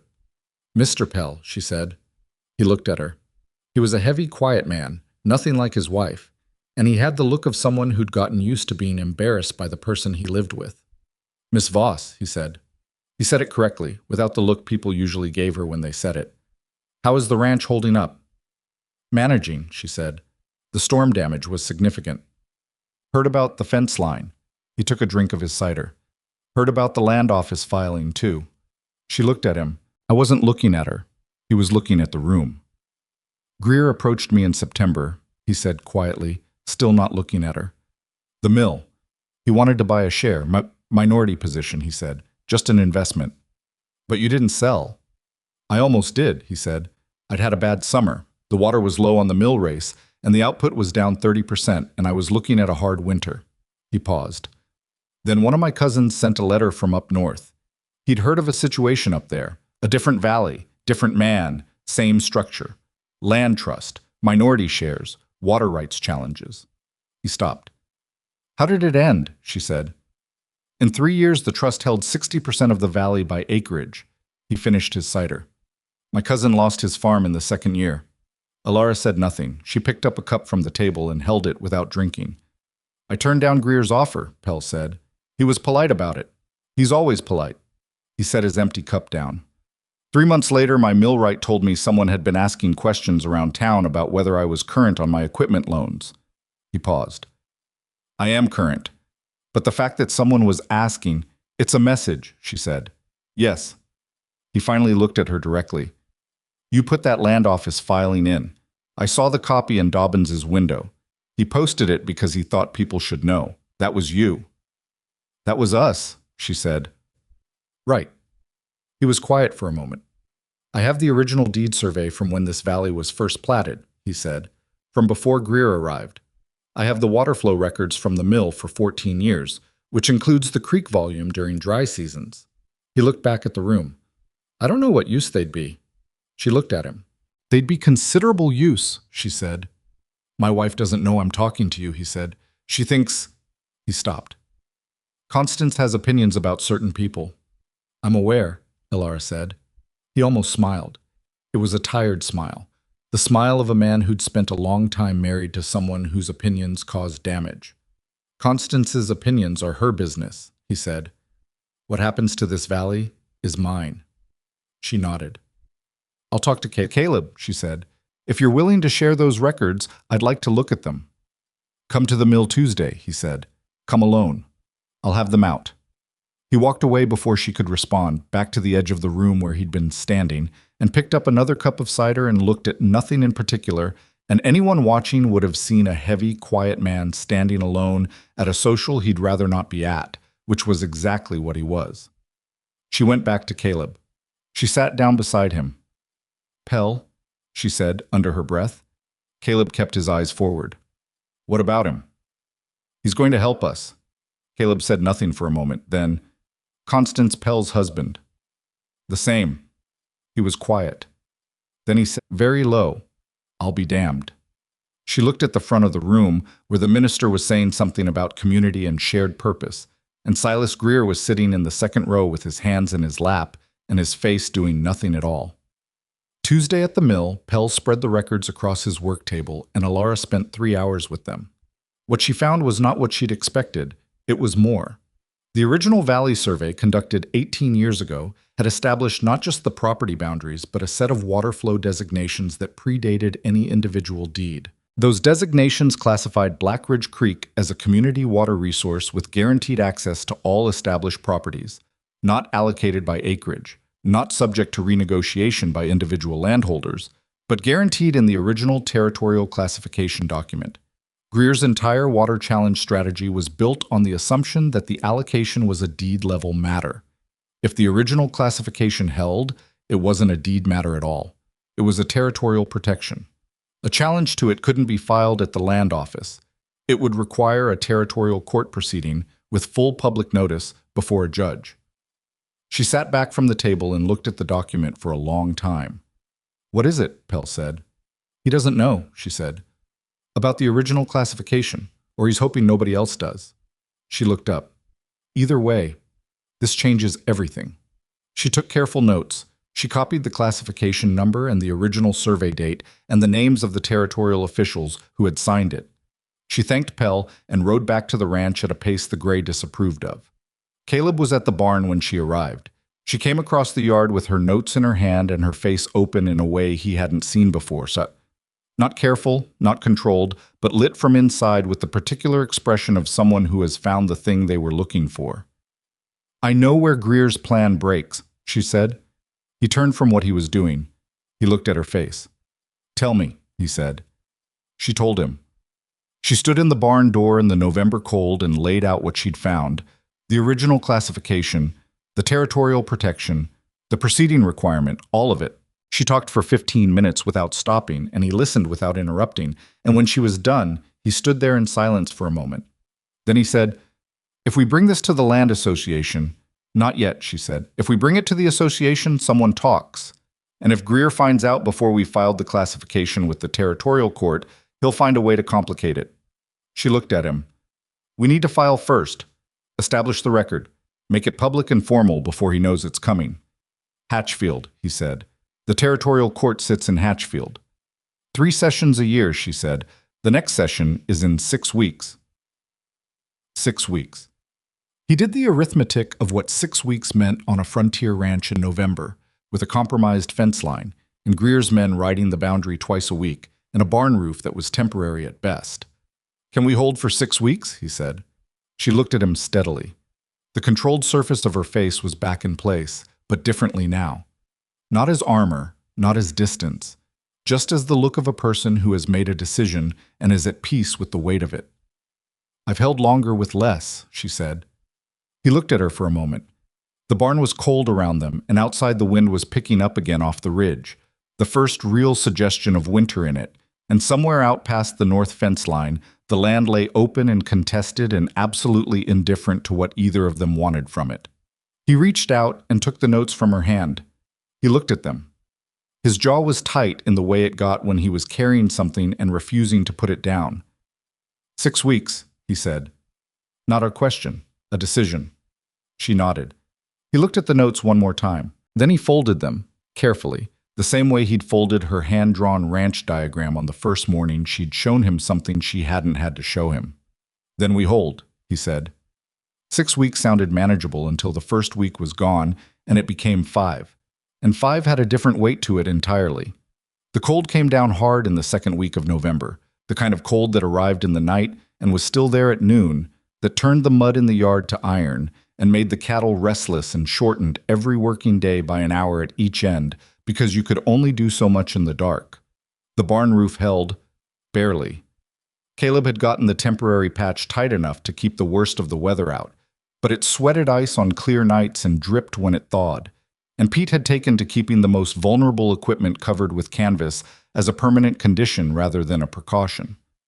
Elara watched the fence line. Not obviously. She didn't stand at windows or climb the ridge to look south, but she found reasons to be near the boundary at irregular times, morning and afternoon, and sometimes in the early evening before the light fully died. And she developed a feel for the rhythm of Greer's men the way you developed a feel for weather. Not predicting exactly, but sensing the shift before it arrived. They came Tuesdays and Fridays. 2 riders, always the same 2 by the look of them. One heavy set on a roan, one thinner on a paint. They rode the boundary from the south gate to the creek crossing and back, taking roughly 40 minutes, and they never crossed and never stopped. Just rode and looked. She told Caleb the schedule on a Thursday evening. He stared at her. "You timed them?" "Over 3 weeks," she said. "It's consistent." "Why consistent?" "Because consistent means it's instructed," she said. "Greer told them when to go. He's not reacting to anything we're doing. It's a fixed surveillance pattern, which means it's meant to be noticed. He wants us to know we're being watched. He wants us to feel it," she said. "There's a difference. Knowing is information. Feeling is pressure." Caleb sat with that. "So what do we do about it?" "Nothing," she said. "We don't change our pattern. We don't respond. We don't acknowledge it. The moment we react to his surveillance schedule, we confirm that it's working." He looked at her across the kitchen table where they'd eaten supper and where half the serious conversations of the past 6 weeks had happened, and said, "You're very good at not reacting." "I've had practice," she said. "I know." A pause. "That knee's been giving you trouble this week." She looked down at her hands. "It's the cold." "Is it getting worse?" "It's getting colder," she said. "Ask me in spring." He didn't push it. He'd learned over these weeks the precise shape of the things she didn't want pushed. But he'd also learned, and this was newer, more careful, that noting them out loud was not the same as pushing, that she heard the noticing and carried it differently than she carried silence. The third week brought the first serious test of what holding actually meant. It came on a Wednesday morning, not Tuesday, not Friday, which was itself a signal. When Caleb rode out to the north pasture after breakfast and found 3 of his cattle down. Not dead, sick. They were lying in the frost-stiff grass at the northeast corner of the pasture, breathing wrong, sides heaving, one of them making a low, continuous sound that was worse than crying because it was too exhausted to be distress. It was just endurance. He got off his horse and crouched beside the nearest one and put his hand on its flank and felt the heat radiating through the hide. He rode back to the ranch at a speed that left Pete, who was coming out of the barn, stepping back out of the way. 3 animals down in the north pasture, Caleb said. Northeast corner. Feverish, labored breathing. Get out there and check the water trough. I want to know if there's anything in it. Pete went. Caleb went inside. Elara was already at the door. She'd heard the horse. He told her in 6 sentences. She was pulling her coat on before he finished. The northeast corner, she said. That's the corner closest to the creek crossing. Yes. And the creek crossing is where the fence gap was, too. The one that had the modified lock after the cattle got out. He stopped. He looked at her. You think someone got to the water? I think we should look at the water before we call it anything, she said. Where's your nearest veterinary? Hatchfield, day's ride. We can't wait for Hatchfield. She was already moving toward the barn. I need clean water, a bucket, and whatever you have for fever in the medicine box. He followed. You know animal medicine? In the Northern Territories, there was no veterinary within 200 miles, she said. You learned or you lost the animals. Pete was already at the trough when they got to the north pasture. He was crouched over it, and when he heard them coming, he stood up and his face said everything before he opened his mouth. There's something in it, he said. Can't tell what, but it's not right. The color's off at the bottom, and it smells alkaline. Elara crouched beside the trough. She looked without touching, then she took a stick from the ground and stirred the bottom slowly.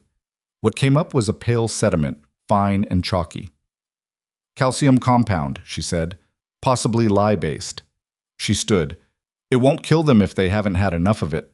How long have they been at this trough? 2 days, Caleb said. We moved them to the north pasture Monday. Then we have time. She turned to Pete. Drain the trough completely, scrub it with the wire brush and rinse it 3 times.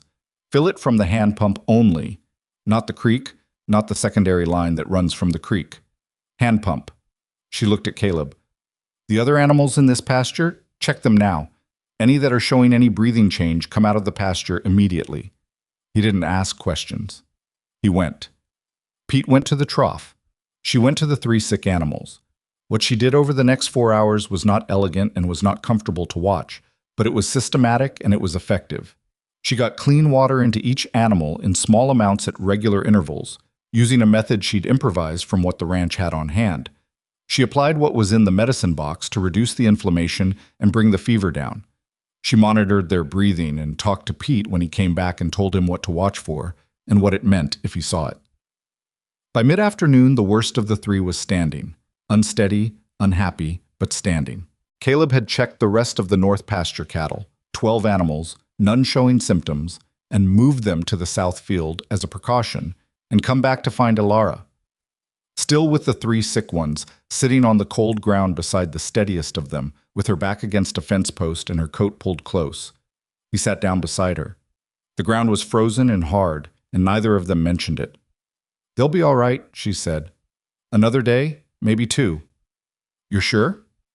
Reasonably. She paused. The compound was diluted enough. If it had been concentrated, but it wasn't.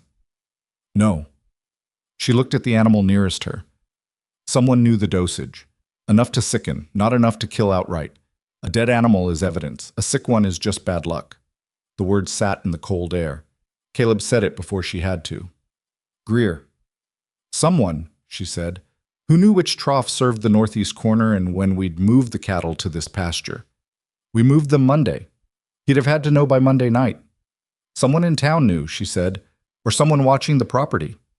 The 2 riders. Tuesday and Friday. Except this was Wednesday, which meant something had changed, which meant the surveillance pattern had shifted, which meant something had changed for Greer. She thought about what she'd said 3 weeks ago. He's overextended. Something's changed for him. She still didn't know what, but it was getting closer, whatever it was. He was moving from pressure to action. 5 weeks, she said. 5 weeks and 2 days, Caleb said. They sat together in the cold beside the slowly recovering cattle, and after a while Caleb took off his outer coat and put it over her shoulders without asking, because she was shivering and she hadn't said anything about it, and she didn't argue, which told him something about how cold she actually was. She pulled the coat closer. Neither of them spoke for a while. Caleb, she said eventually. What? The 2 men from the Boundary Commission who didn't make it out, she said. I've thought about them nearly every day since. Not every hour, not anymore. It was that way in the first year, but every day. He didn't say anything. He understood she wasn't looking for a response to that. I came here because I wanted a place where I wasn't carrying that kind of weight, she said. Where the stakes were smaller, where nothing I did had that kind of consequence. She looked at the resting animal beside her. That was naive. Maybe, he said, or maybe the stakes just found you. She was quiet. You didn't bring this trouble here, he said. I had it before you arrived. Greer's been building toward this for 2 years. I made myself a target at the association meeting. You made the right call at the association meeting, he said. There's a difference. She didn't respond to that, but she also didn't move away from the coat on her shoulders, which was its own kind of answer. In the 4th week, the North End ranchers came to them. Their names were Hanford and Bryce, the 2 men who'd had the boundary dispute that had been acknowledged at the association meeting, the ones who'd voted to table the water question. They arrived together on a Thursday morning, which suggested they'd talked it through and agreed on the approach, which in turn suggested they'd been thinking about this for longer than the visit implied. Caleb brought them to the kitchen. Elara made coffee without being asked, which was not a gesture of domesticity. It was a reason to be in the room, which everyone understood without saying. Hanford was the older of the 2, weathered and careful. He set his hat on the table and said, "We've been hearing things." "What things?" Caleb said. "That Greer has been buying debt," Hanford said. "Not land, debt. The instrument loans on farm equipment, the winter credit from the merchant, the feed advances. He's buying the paper from the original creditors and holding it." He paused. Wilson Creed defaulted on his equipment loan in October. Thought he was dealing with Dobbins, who'd given him the advance. Turned out Dobbins had sold the paper to a trust 6 months ago. When Wilson defaulted, Greer's trust foreclosed. The kitchen was quiet. "Wilson lost his equipment?" Caleb said. "Wilson lost his equipment," Hanford confirmed. "He's working the ranch by hand now, in November." He looked at the table. "Creed's not a man who asks for help easily. He hasn't told many people. But he told me." Bryce, who was younger and less measured, said, "How many of these debt instruments has he bought?" "We don't know," Elara said. Both men looked at her. Hanford with the careful look of a man accessing a person fairly. Bryce with surprise. Not hostile, just unguarded. "We know about the trust structure," she said. "We've known for about a month. What we didn't have was evidence of the debt acquisition." She looked at Caleb. "This is the piece we were missing." "What does it mean?" Bryce said. "It means the water challenge was never the primary strategy," she said. "It was the distraction. While everyone's focused on the creek allocation and the survey request and the land office filings, the actual mechanism is the debt instruments. He buys your loan paper from whoever holds it, waits for a hard season, and forecloses when you miss a payment." She paused. "It's clean, it's legal, and by the time you understand what happened, the property is already in the trust." Hanford was looking at her steadily. "You know a lot about how this works, Miss Voss." "I've seen it before," she said. "In a different place. The execution is the same." "Can it be stopped?" "The debt acquisitions that have already happened, probably not," she said. "But we can make the process visible. If the valley's landholders understand what's being purchased and by whom, they can refuse to sell their own debt instruments. They can also consolidate, pool resources to clear the instruments Greer already holds before he can foreclose on them." "That takes money," Bryce said. "It takes less money than losing the land," she said. Bryce looked at Hanford. Something passed between them. The specific communication of 2 men who've known each other long enough to talk without talking. "There are 8 ranches in this valley," Hanford said. "Ours, yours, Creed's, Pell's Mill, 4 others. If Greer holds instruments against, how many of them do you think?" "We need to find out," Elara said. Quietly. "Person by person. Each one needs to go to whoever holds their outstanding credit and find out if the paper has been sold." "That'll take time," Caleb said. 2 weeks, she said. "We have 3 before the territorial court session." Hanford looked at her for a long moment. Then he looked at Caleb. "Your wife is thorough," he said. "She's not my wife yet," Caleb said, and then he heard himself say yet, and felt the slight pause in the room and didn't take it back. Elara's hands on her coffee cup did not move. Hanford smiled, a small, dry, frontier smile that said he'd noticed everything. "Well," he said, "whoever she is, I'm glad she's on our side." The 2 weeks that followed were the hardest kind. So not dramatically hard, not the clean hard of a physical challenge you could throw yourself at, But the grinding, uncertain heart of waiting and gathering and not knowing if what you were building would be enough until you were already in the room and it was too late to add to it. They went person to person, not together. That would have been visible, and visible meant word got back to Greer. Caleb went to 3 of the ranches on his own, old neighbors he'd known long enough to have the conversation directly. Elara went to Gerald Pell and 2 others, the widow Sayers, who ran a small cattle operation on the east slope, and who received her with a wariness that thawed slowly over the course of an hour's conversation at the widow's kitchen table, and old Emmett Creed, Wilson's father, who'd been in the valley since before it had a name, and who looked at Elara with the specific assessment of someone who'd lived long enough to take the measure of a person quickly. "You the mail-order woman," old Emmett said, not unkindly. "That's me," she said. "Heard you made Constance Pell look like a fool at the general store." "I didn't try to," she said. "It just worked out that way." He smiled. He was missing 2 teeth. "What do you need from me?" "I need to know if your son's equipment loan paper was the only debt Greer acquired in your family," she said. "And I need you to talk to Emmett Jr. at the North Fork operation, quietly. Don't use Greer's name. Just ask if his instruments are with the same creditor they started with." He looked at her. "You think there's more?" "I think Greer is thorough," she said, "and thorough people don't stop at one." There were 7. 7 debt instruments across 5 properties that had been quietly sold from their original creditors to the land trust over the previous 18 months. Wilson Creed's equipment loan, a feed advance against Hanford's winter stock, 2 instruments against the widow Sayers' operation that she hadn't known had been transferred. She'd been making payments to the same agent and hadn't realized the underlying holder had changed. A merchant credit against Bryce's property, and 2 more against a rancher on the west slope named Garrity, who, when Caleb went to see him, was 3 payments behind and had been trying to negotiate with the trust agent without knowing the trust agent worked for Greer. Garrity was a quiet man who worked his land alone since his brother had moved south 4 years ago, and when Caleb told him what the trust was and who was behind it, he sat in his own kitchen and was very still for a long time. "I've been negotiating with Greer's man," he said. "Without knowing it," Caleb said. "He told me the trust would work with me on the timeline," Garrity said. "He said if I could make a partial payment by December 1st, they'd extend the note." "What happens if you don't make the December payment?" Garrity looked at the wall. "Foreclosure proceedings begin January." Caleb was quiet. "Then, come to the ranch Saturday. Bring the instrument documents if you have them." "What good will that do?" "Come Saturday," Caleb said. "We'll show you."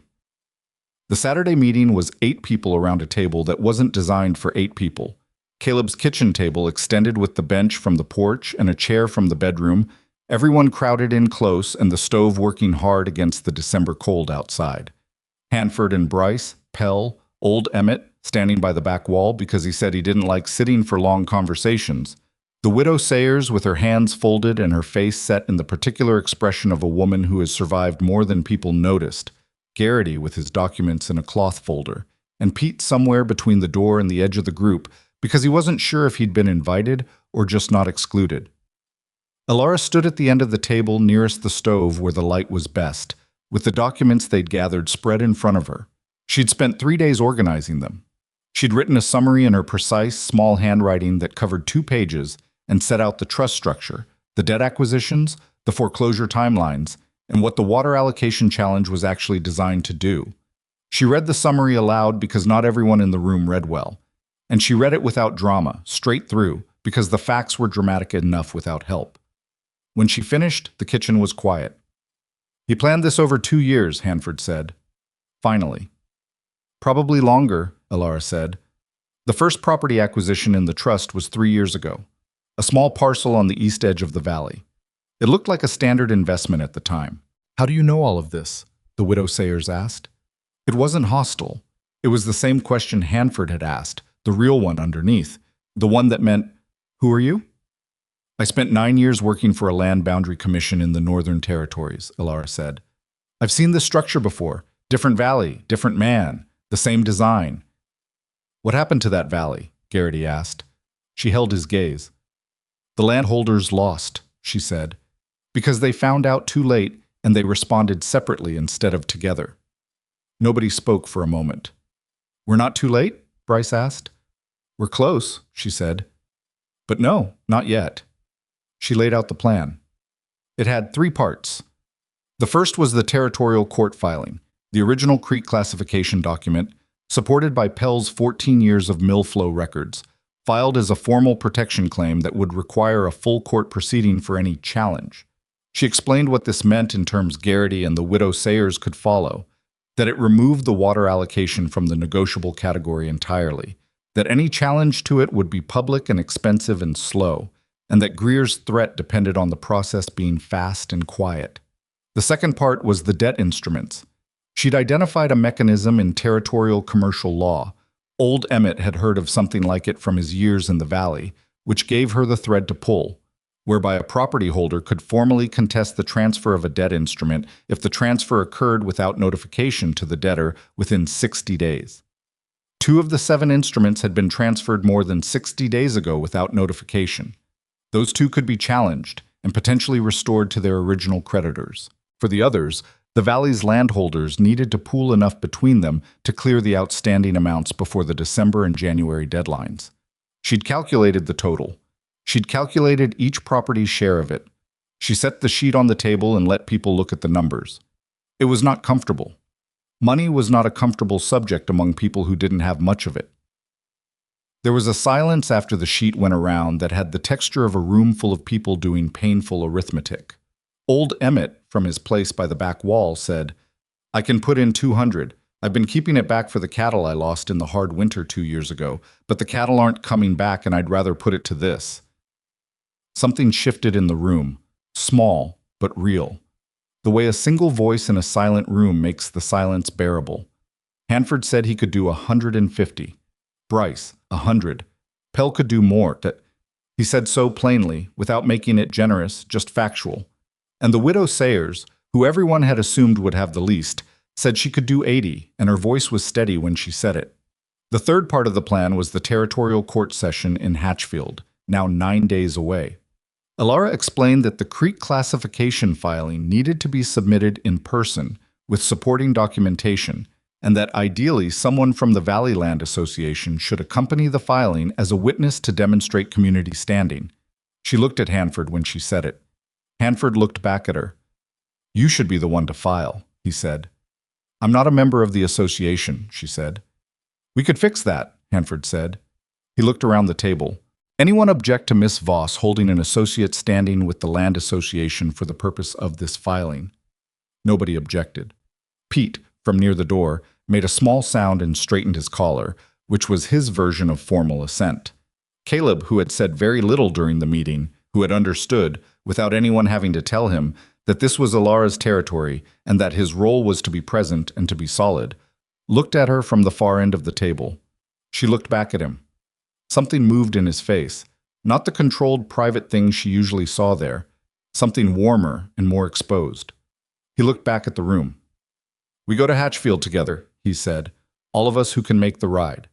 Elara files the classification. Hanford witnesses. We bring the debt instrument challenge documents at the same time." He paused. "We make it one trip, one record, one day." "That's 9 days," Bryce said. 9 days, Caleb confirmed. Garrity said slowly, "What does Greer do when he finds out?" The room looked at Elara. "He finds out when the filing is already made," she said, "and when it's public record, and when 8 properties are standing together instead of separately." She paused. "He can still fight it. He's a patient man with considerable resources, and he won't give up immediately. But the fight changes. It becomes a fair fight, or as close to one as this valley is going to get." "And if he pushes back hard," Garrity said, "before Hatchfield, 9 days is 9 days." She looked at him, at the whole room. "Then we hold," she said. It was what she'd said to Caleb weeks ago in the barn. He heard the echo of it, and he could tell, by the slight set of her chin and the stillness of her hands on the document spread before her, that she'd chosen the same words deliberately. The room heard it too. The widow Sayers nodded once. Old Emmett, by the back wall, pressed his lips together in the way of an old man who's seen enough to know when something is worth fighting for and has decided this is. They went over the details for another hour. Who would ride to Hatchfield? Who would clear which debt instrument? Who would contact Wilson Creed, who hadn't been at the meeting but whose situation was central to the case? when the money needed to move. What to say and what not to say if Greer's men asked questions. They left as the evening came down, one by one, out into the December cold. Elara stood at the door and watched them go. Pell last, who paused on the step and turned and said simply, "Thank you," and then walked to his horse. She stood in the doorway until she couldn't see them anymore. Then she went back inside. Caleb was at the table, gathering the documents carefully into a stack. Pete had already cleaned the extra cups and gone to the bunkhouse with the tact he'd been demonstrating since the beginning. 8 people, Caleb said. He was still looking at the documents. 8, she said. 3 weeks ago it was 2. 3 weeks ago we didn't know about the debt instruments, she said. She came and helped him stack the last of the papers. Greer was thorough. He was also greedy. 7 instruments across 5 properties. That's too many. It left too many people with a reason to act. His strength became his weakness, Caleb said. It usually does, she said. She tied the document stack with the cord she'd been using for 3 weeks, the same piece of cord, repurposed and retied each time. Her hands on it were efficient and quick. He watched her hands. "Elara," he said. She looked up. "After Hatchfield," he said. "After this is settled." He stopped. He was not, she had learned, a man who ran at things. He approached them the way he approached difficult terrain, steadily, one foot placed before the other, sure of his footing before he committed his weight. "I'd like to talk about something." She looked at him, at the careful, tired, solid face of him, at the man who had not once, since the first morning she'd handed him a cup of coffee, made her feel that her value here was conditional. "All right," she said. He nodded. He picked up the document stack and set it on the shelf by the window, where it would be the first thing he saw in the morning. Outside, the December wind moved through the valley. The cattle were in the south field. The barn roof was holding. The lamp in the kitchen window made its small yellow statement against the dark. 9 days. They would hold. The 9 days did not pass quietly. Greer moved on the 7th day. He didn't come himself. He never came himself. That was the thing about Silas Greer, the thing that made him both effective and ultimately vulnerable, because a man who always acts through intermediaries eventually runs out of plausible distance between himself and his actions. He sent Aldridge, the trust representative who'd come to the ranch 6 weeks ago, with his leather case and his careful language. This time Aldridge came to town, not to the ranch, and he went to the Territorial Land Association's posted office, a small room behind the assayers that served as an administrative address, and he filed a counter notice. The counter notice claimed that the Whitmore Ranch had been in material breach of the Valley's informal grazing agreement for the previous 2 seasons, specifically regarding the use of the North Pasture Creek frontage as exclusive private water access during drought periods. It cited 3 neighbors as witnesses. It requested an emergency association review before any territorial court proceedings could be considered representative of community standing. Caleb found out about it from Pete, who found out from the Harker boy, who'd been in the assayer's office when Aldridge filed, and who had, in the way of young men who understood that information had value, gone directly to find Pete rather than stand around and watch things unfold without doing something useful. Caleb read the counter notice at the kitchen table on the morning of the 8th day, and his face did the thing it did, jaw tight, a whiteness around his eyes. And then he set it down and looked at Elara. 3 witnesses, she said, reading from the document. Henderson, Marks, and Crow. Henderson and Marks are North End operations, Caleb said. They use the creek below mine, downstream, not my frontage. They've never had a drought complaint in 12 years. Crow? Crow sold out last spring, Caleb said. He's in Missouri. She looked up from the paper. He cited a man who no longer lives in the territory as a witness. Yes. She set the document down carefully. That's a mistake, she said. A man as thorough as Greer doesn't cite a relocated witness by accident. Then why? Because he's moving fast, she said. Faster than he's comfortable with, which means he knows about the Hatchfield filing. She stood up. Someone talked. Caleb was very still. Who knew about the Hatchfield plan? 8 people at the Saturday meeting plus Pete. She looked at Pete, who was by the door where he always was, and whose face had gone stricken in the way of a person who feared the look was directed at them specifically. Not Pete, Caleb said. Not Pete, she agreed, because it wasn't a question, really. Garrity, she said slowly. Garrity was the one who asked what Greer would do when he found out. He asked it like a man who wasn't sure which side of the answer he was on. Caleb stood up. He picked up his coat. "Where are you going?" she said. "To talk to Garrity." "Don't," she said. "Not yet." He stopped. His hand was on the coat and his jaw was set, and he looked at her with an expression she hadn't seen on him before. Not anger exactly, but something close to it, the specific anger of a man who has been patient for a long time and is running low. "Caleb," she said, "if you go to Garrity angry, he shuts down or he runs to Greer. Either way, we lose him, and we lose the information about what Greer already knows." She picked up her own coat. "Let me go." "Alone." "Alone," she said. "Give me 2 hours." He looked at her. She looked back. After a moment, he set his coat down and sat down heavily in the kitchen chair and said, 2 hours. She went to Garrity's ranch on the gray horse. It was a cold, flat light morning, the sky the color of old pewter, the road frozen hard and ringing under the horse's hooves. She rode without hurrying. She used the time to think through what she knew about Garrity. A man alone. A man 3 payments behind.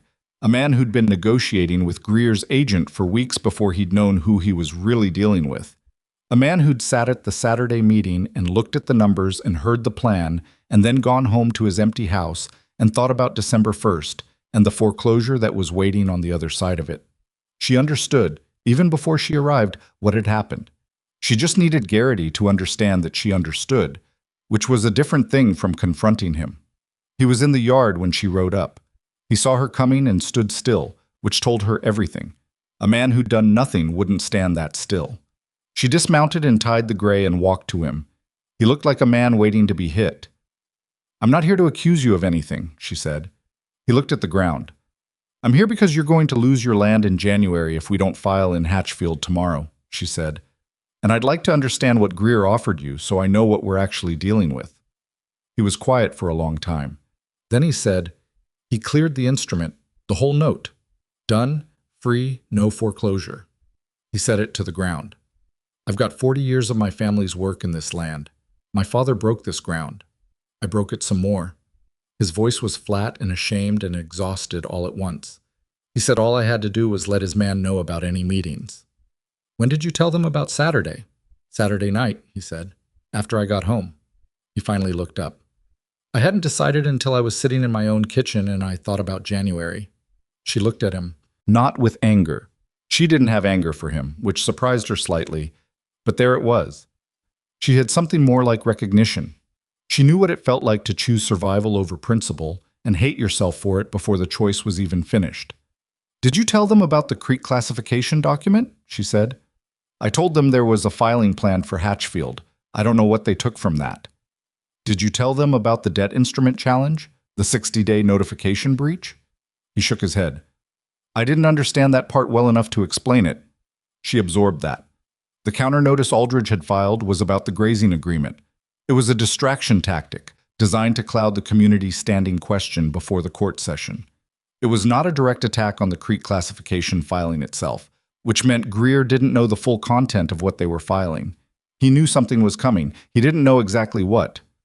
"Garrity," she said, "the note Greer cleared, did he give you anything in writing?" He blinked. "A receipt. For the instrument." "Signed by whom?" "The trust agent, Aldridge." "Is Greer's name on it?" "No." "Is the trust name on it?" "Yes." She was quiet for a moment, then, "Bring that receipt to Hatchfield tomorrow." He stared at her. "I told them about your meeting." "I know what you did," she said, "and now I'm asking you to do something different." She held his gaze. "The receipt proves the trust cleared your instrument as a transaction. If we can show that the trust was acquiring and clearing debt instruments as a strategy, not just as investment, it changes the legal character of the whole operation. It's not just a land trust. It's a coordinated attempt to manipulate property ownership through debt control." She paused. "That's the different thing to put in front of a territorial judge." He was looking at her like a man trying to find the angle, the cost, the catch. "Why would you want my help after what I did?" he said. "Because what you did doesn't change what's right," she said. "And because you have 40 years of your family's work in that land, and I don't think you actually want to hand it to Silas Greer. I think you want to keep it, and you made a desperate choice, and now you have a chance to make a different one." She picked up the gray's reins. "Tomorrow, 6 in the morning at the Whitmore gate." She rode back without looking to see if he watched her go. Caleb was waiting at the kitchen door. He looked at her face when she came in and said, "Garrity?" "He'll come tomorrow," she said, "and he's bringing something useful." She told him what she'd learned and what she'd asked for. He listened without interrupting, which was one of the things she'd come to rely on in him. The quality of his listening, the way he gave full attention without filling the space with his own reaction before she'd finished. When she was done, he said, "You're not angry at him?" "I understand him," she said. "That's not the same as approval."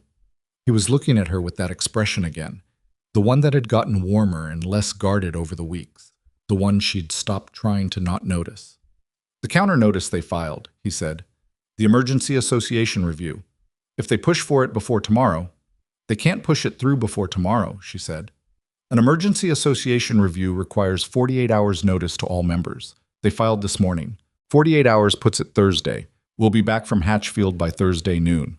He stared at her. "You knew that." "I looked up the association bylaws the week after the first meeting," she said. "I thought it was worth knowing." He shook his head slowly. Not in disbelief, in the way of a man who kept finding rooms in a house he thought he knew. They left for Hatchfield at 5:30 the following morning, in the cold dark of a December dawn that hadn't decided yet whether it was going to offer any light. 6 riders. Caleb and Elara, Hanford, Pell, old Emmett, who'd said he hadn't been to Hatchfield in 4 years and wasn't going to miss this, and Garrity, who was at the gate at 6 on the hour with his receipt document in his coat pocket, and a face that had the particular set of a man who'd made a decision and was going to see it through regardless of how it felt. Nobody said anything about Garrity. He rode in the group, and the group absorbed him, and that was that. The road to Hatchfield in December was a different animal from the September ride Elara had made alone. The cold was serious now. Not dangerous, but demanding, the kind that got into the gaps of your coat and found the places where you weren't quite warm and settled there for the duration. The ridge country was bare and gray, and the views from the high points were long and flat and beautiful in the empty way of winter landscapes that don't care whether you find them beautiful or not. They rode mostly without conversation. Old Emmett talked some.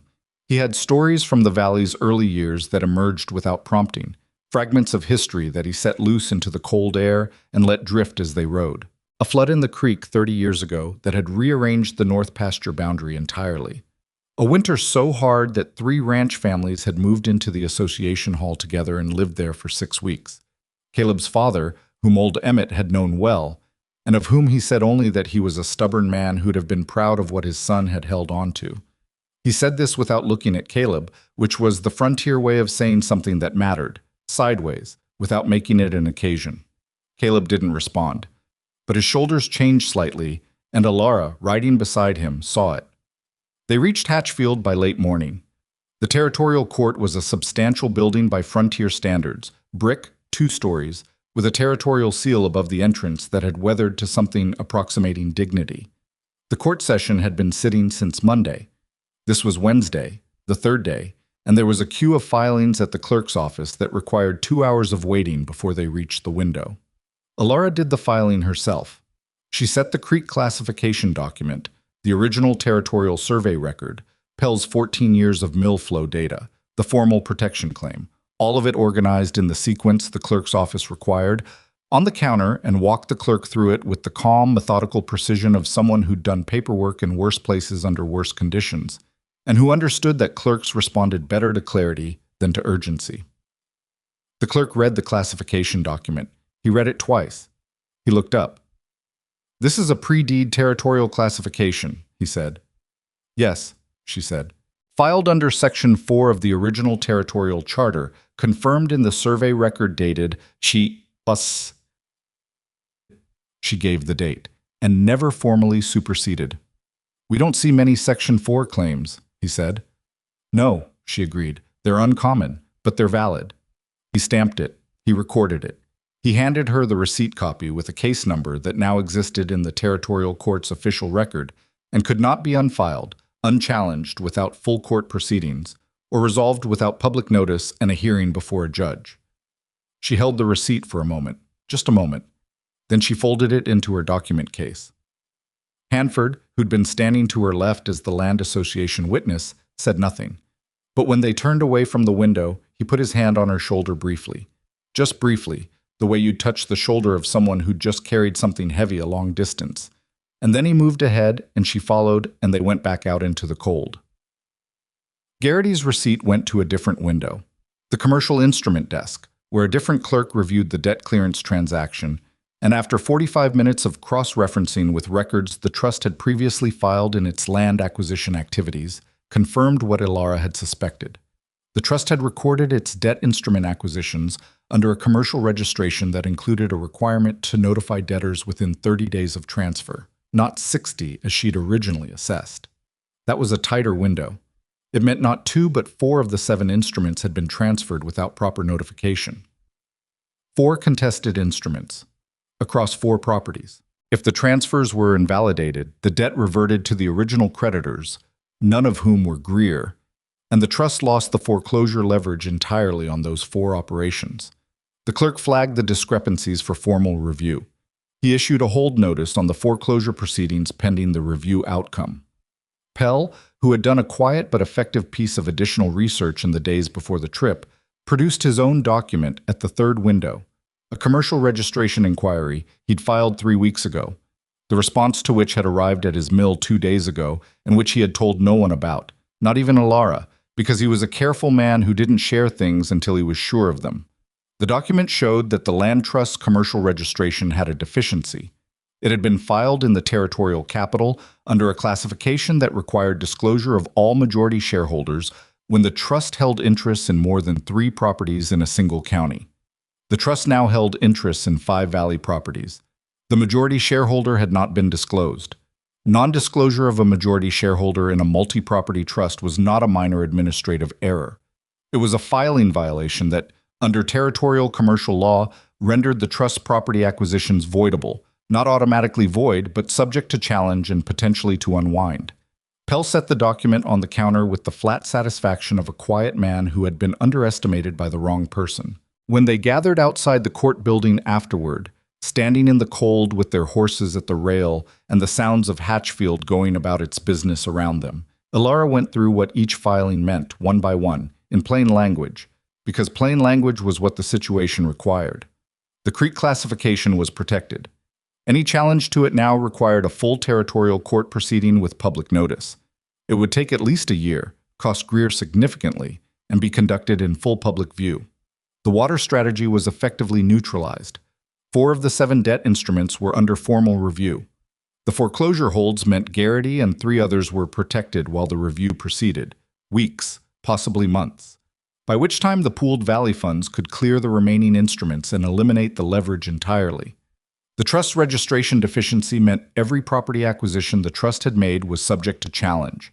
Not guaranteed to be overturned, but subject to challenge, which meant legal costs for Greer, public exposure of his name and his strategy, and the kind of scrutiny that patient, shadow-operating men found genuinely intolerable. Old Emmett listened to all of this and then said, "So he's not done, but he's bleeding." "Yes," Elara said. "Good enough for today," Old Emmett said, and got back on his horse. They rode home in the afternoon, into the lowering December sun that turned the ridge country gold and amber for about 40 minutes before the light gave out, and the cold deepened and they rode the last hour in the dark. It was not comfortable. Nobody complained. Garrity rode near the back of the group for most of the return, and when they reached the point where his road branched south off the main valley track, he pulled up and the others slowed. "I know what I did," he said. He said it to the group generally, but he was looking at Caleb. Caleb looked back at him. The 2 men held the look for a moment. "You came today," Caleb said. It wasn't absolution. It wasn't the end of it. They would both know, for a long time, what had happened, and trust once cracked doesn't go back to what it was before. It goes to something different, sometimes lesser, and sometimes, if both people are willing, something more honest. But it was acknowledged that the day's account was different from the night before's, and in frontier country, in the December cold, with the thing done and the road home ahead, that was enough to work with. Garrity nodded. He turned his horse south. The rest of them rode on. Silas Greer came to the ranch himself 3 days later. This was the thing that told Elara how serious the damage was. That he came in person, alone, on a clear December morning without his riders, without Aldridge, without the buffer of intermediaries he'd operated through for 2 years. He tied his expensive horse at the gate and walked up the drive and knocked on the door. Caleb answered it. Elara was behind him, visible. Greer looked at them both. His face was composed, but the composition was working harder than usual. There were lines around his eyes that she didn't remember from the road encounter in September, and his jaw was set in the way of a man controlling something that wanted to move. "I'd like to talk," he said. "All right," Caleb said. He didn't move from the door. Greer looked at the doorway, at Caleb's stillness in it. "Privately," he said. "No," Caleb said. A pause. Greer's eyes moved to Elara. She met them without expression. "The Hatchfield filings," he said. "Public record," Caleb said. "You can read them at the court office." "I have," Greer said. "The classification claim is creative." "It's valid," Elara said. "The clerk confirmed it." "Clerks confirm what's presented to them," Greer said. "A judge may look at it differently." "Possibly," she said. "You're welcome to bring it before a judge. That's what the process is for." She paused. "It'll be public. And slow. And expensive." He looked at her for a long time. The cold was between them, the open doorway, the December sky behind him pale and clear. "You're the one who found the Section 4 classification," he said. It wasn't a question. "We found it together," she said. "No," he said. "You did." He said it without heat, with something closer to the flat recognition of one professional acknowledging another. "The classification has been in the Territorial Archive for 18 years. I had 3 lawyers look at this valley's records. None of them found it." "They were looking for deed-level vulnerabilities," she said. "The classification is pre-deed. It's in a different section of the archive." "Where did you learn to look in that section?" "From 9 years of working in places where the deed-level records didn't exist yet," she said. "We worked from the original classification documents because that was all there was." He was still looking at her, the composed face, the careful eyes. "The Boundary Commission," he said. She didn't confirm it. She didn't deny it. He was quiet for a moment. Then, "What do you want?" It was the most honest thing he'd said in any exchange she'd witnessed, and she understood what it cost him. A man who controlled conversations asking someone else to define the terms. "For you to leave this valley's water alone," Caleb said. He said it simply, the way he said most things, without drama. "The creek classification stands. The Land Association holds the community standing on it going forward. The debt instruments clear through the valley pool by end of January." He paused. "You keep your existing property in this valley. You stop acquiring." "And the trust registration deficiency," Greer said. "That's a commercial matter," Elara said, "between you and the Territorial Commercial Office. We didn't file a complaint. We filed an inquiry record. What happens with it depends on what you disclose and when." He understood what she was saying, that they had the information, had placed it in the record, but had not yet activated it as a weapon. That it was there.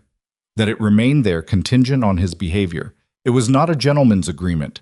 It was leverage, openly stated, which was a cleaner and more honest thing than what he'd been doing for 2 years. He stood in the cold doorway for a long moment. "Your wife is thorough," he said to Caleb. The same words Hanford had used, but different in his mouth. Not admiring, not quite, but something adjacent to respect in the way that only cautious, capable people extend to those who've outmaneuvered them cleanly. "She's not my wife yet," Caleb said, and then, after a pause that was brief but deliberate, "We're working on that." Greer looked at Elara one more time. She held his gaze steadily, the way she'd held it at the road in September, the way she'd held it at the association meeting, the way she'd been holding the gaze of difficult situations her entire adult life, without flinching, without flourish, just with the plain, steady attention of a person who was not going anywhere. He tipped his hat. He walked back down the drive. He untied his expensive horse and rode south toward his property, and they watched him go. And when he was out of sight, they stood in the cold doorway. Another moment. Then Caleb said, "We're working on that?" "I noticed," she said. He turned and looked at her. She was looking at the road where Greer had gone, but her mouth was doing something at the corner. Not quite a smile, but close.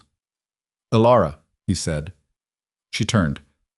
I told you I wanted to talk about something, he said. After Hatchfield. You did. It's after Hatchfield. It is, she said. He was looking at her with the unguarded expression she'd been cataloging since October.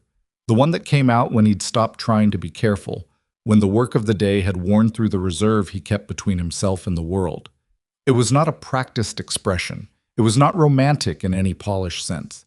It was just a man looking at a woman he'd spent 3 months working alongside in cold and difficulty and uncertainty.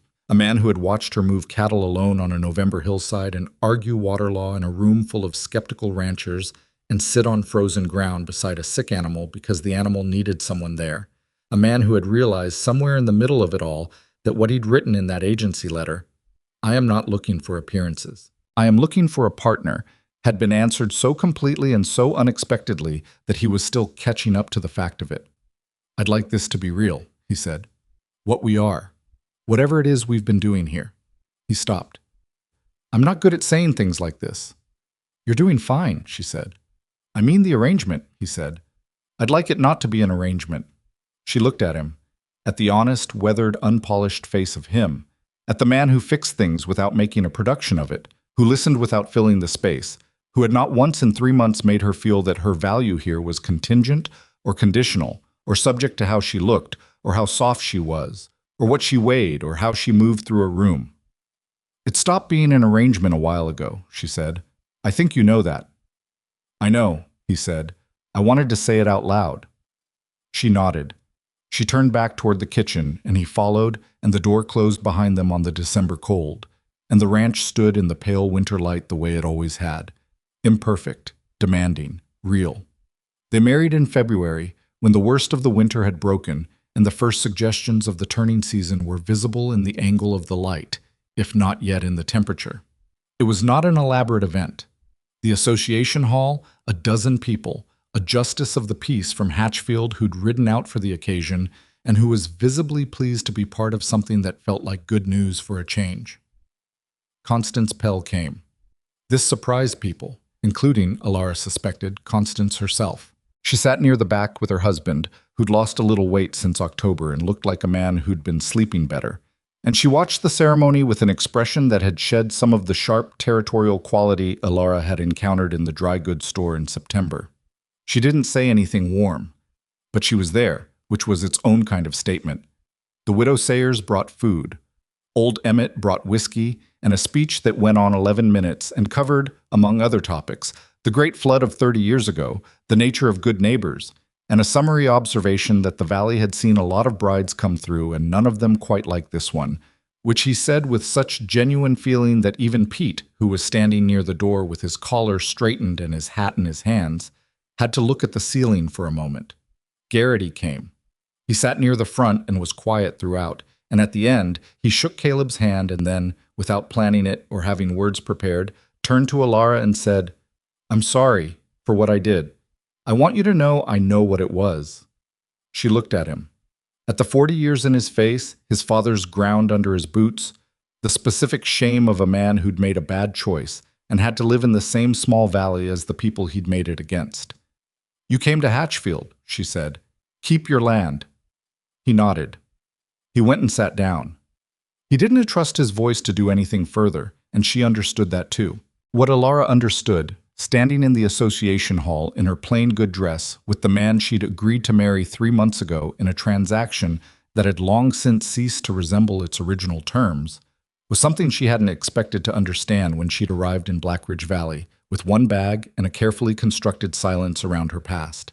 She'd come here to be ordinary. She'd come here because the life she'd lived before had cost too much, had cost 2 colleagues who'd trusted her judgment and hadn't made it out, had cost 9 years of wilderness and cold and the particular loneliness of doing necessary hard work in places where the stakes were always too high. She'd come here wanting less of all of that, less consequence, less weight. And what she'd found was that consequence didn't negotiate those terms, that wherever you brought yourself, you brought your capacity, your knowledge, your experience, the specific shape of what you'd become, and that capacity would be needed. Not because the universe arranged it that way with any intention, but simply because the world was full of Silas Greers, full of people who counted on the Garrity's being desperate, and the Caleb Whitmores being alone, and the valleys being too fractured to notice what was being built until it was too late. What she understood, and this was the thing she would carry longest, longer than the territorial court receipt, longer than the look on Greer's face in the doorway, was that the skills she'd spent a decade wanting to leave behind had been, the whole time, in exactly the right hands. Not perfect hands.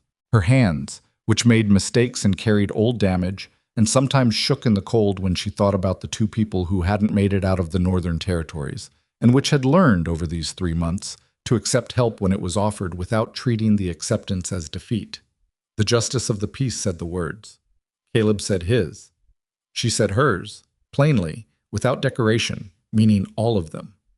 Afterwards, standing in the thin February light outside the hall with the valley laid out below, and the creek glinting silver and distant in the north, Hanford came and stood beside her. He was a man of few words even by frontier standards, and he used them accordingly. "The valley's different than it was in September," he said. "Yes," she agreed. "Because of what you did." She was quiet for a moment. "Because of what we did?" she said. "All of us." He looked at the valley. "True," he said. "But you showed us it was possible." He paused. "That counts." She thought about that, about what it meant to show people something was possible. It wasn't a lesson she'd set out to teach. It wasn't a mission or a purpose she'd arrived with. It had come from simply doing the next necessary thing, and the thing after that, with whatever she had, in whatever condition she was in, flawed knee and controlled face, and all the imperfect ragtag collection of skills and scars she'd accumulated in the years before this one. You didn't have to be what people expected. You didn't have to be what they wanted. You didn't have to be smooth or beautiful or effortless or any of the things that Constance Pell and the women outside the dry goods store had decided, before she'd opened her mouth, that she needed to be. You had to be useful. You had to be honest. You had to be willing to stand in the room when standing was what was needed, and sit on frozen ground when sitting was what was needed, and say the true thing in 12 words, when 12 words were sufficient, and hold the rest of it until it was time. The person everyone underestimated, that was a real thing. Elara Voss knew it from both sides now, from the years of being looked through in the Northern Territories, in placement agency letters, in dry goods stores on frontier main streets, and from the years before that, when she'd been the one doing the looking and hadn't always understood what she was missing. Everyone underestimated someone. The question was what the underestimated person did with the space that was left them. Whether they let the smallness of the assigned box determine the size of what they became, or whether they used the invisibility, quietly, carefully, without drama, to learn the terrain, find the document in the archive that 3 lawyers had missed, and be ready when the valley needed someone who was already standing in exactly the right place. Caleb came out of the hall and found her where she was standing. He stood beside her without touching her, looking at the same valley she was looking at, and for a moment they were just 2 people on a cold February afternoon watching the light on the land they would work together for as long as they both had strength for it. Then he said, "Pete burned something in the celebration supper. You can smell it from here." She could. She had been able to for about 3 minutes. "He tried," she said. "He did," Caleb agreed. She turned toward the hall. He followed. The door opened and closed behind them, and the valley went on as valleys do, holding its creeks and its pastures and its long contested distances, entirely indifferent to the small human drama that had played out across its face, and yet somehow changed by it, the way any place is changed when the people in it decide together that it is worth defending. The barn roof got properly replaced in March. Caleb and Pete did the framework, and Elara organized the materials, and on the 3rd day, when the new shingles were going on, and the sun was actually warm for the first time since October, she climbed up and helped with the upper section because it went faster with 3 people, and there was no reason it shouldn't. Pete, handing up shingles from the ladder below, said, to no one in particular, "I've worked for 3 different outfits in this territory. None of them had a setup like this." "Like what?" Caleb said from the ridge. Pete thought about it. "Like this," he said, which didn't explain anything and explained everything. The shingles went on. The roof held. Below the ridge, Blackridge Creek ran cold and clear and entirely protected through the north pasture, and the valley lay quiet under the March sun, and for the first time in a long time, that felt like enough.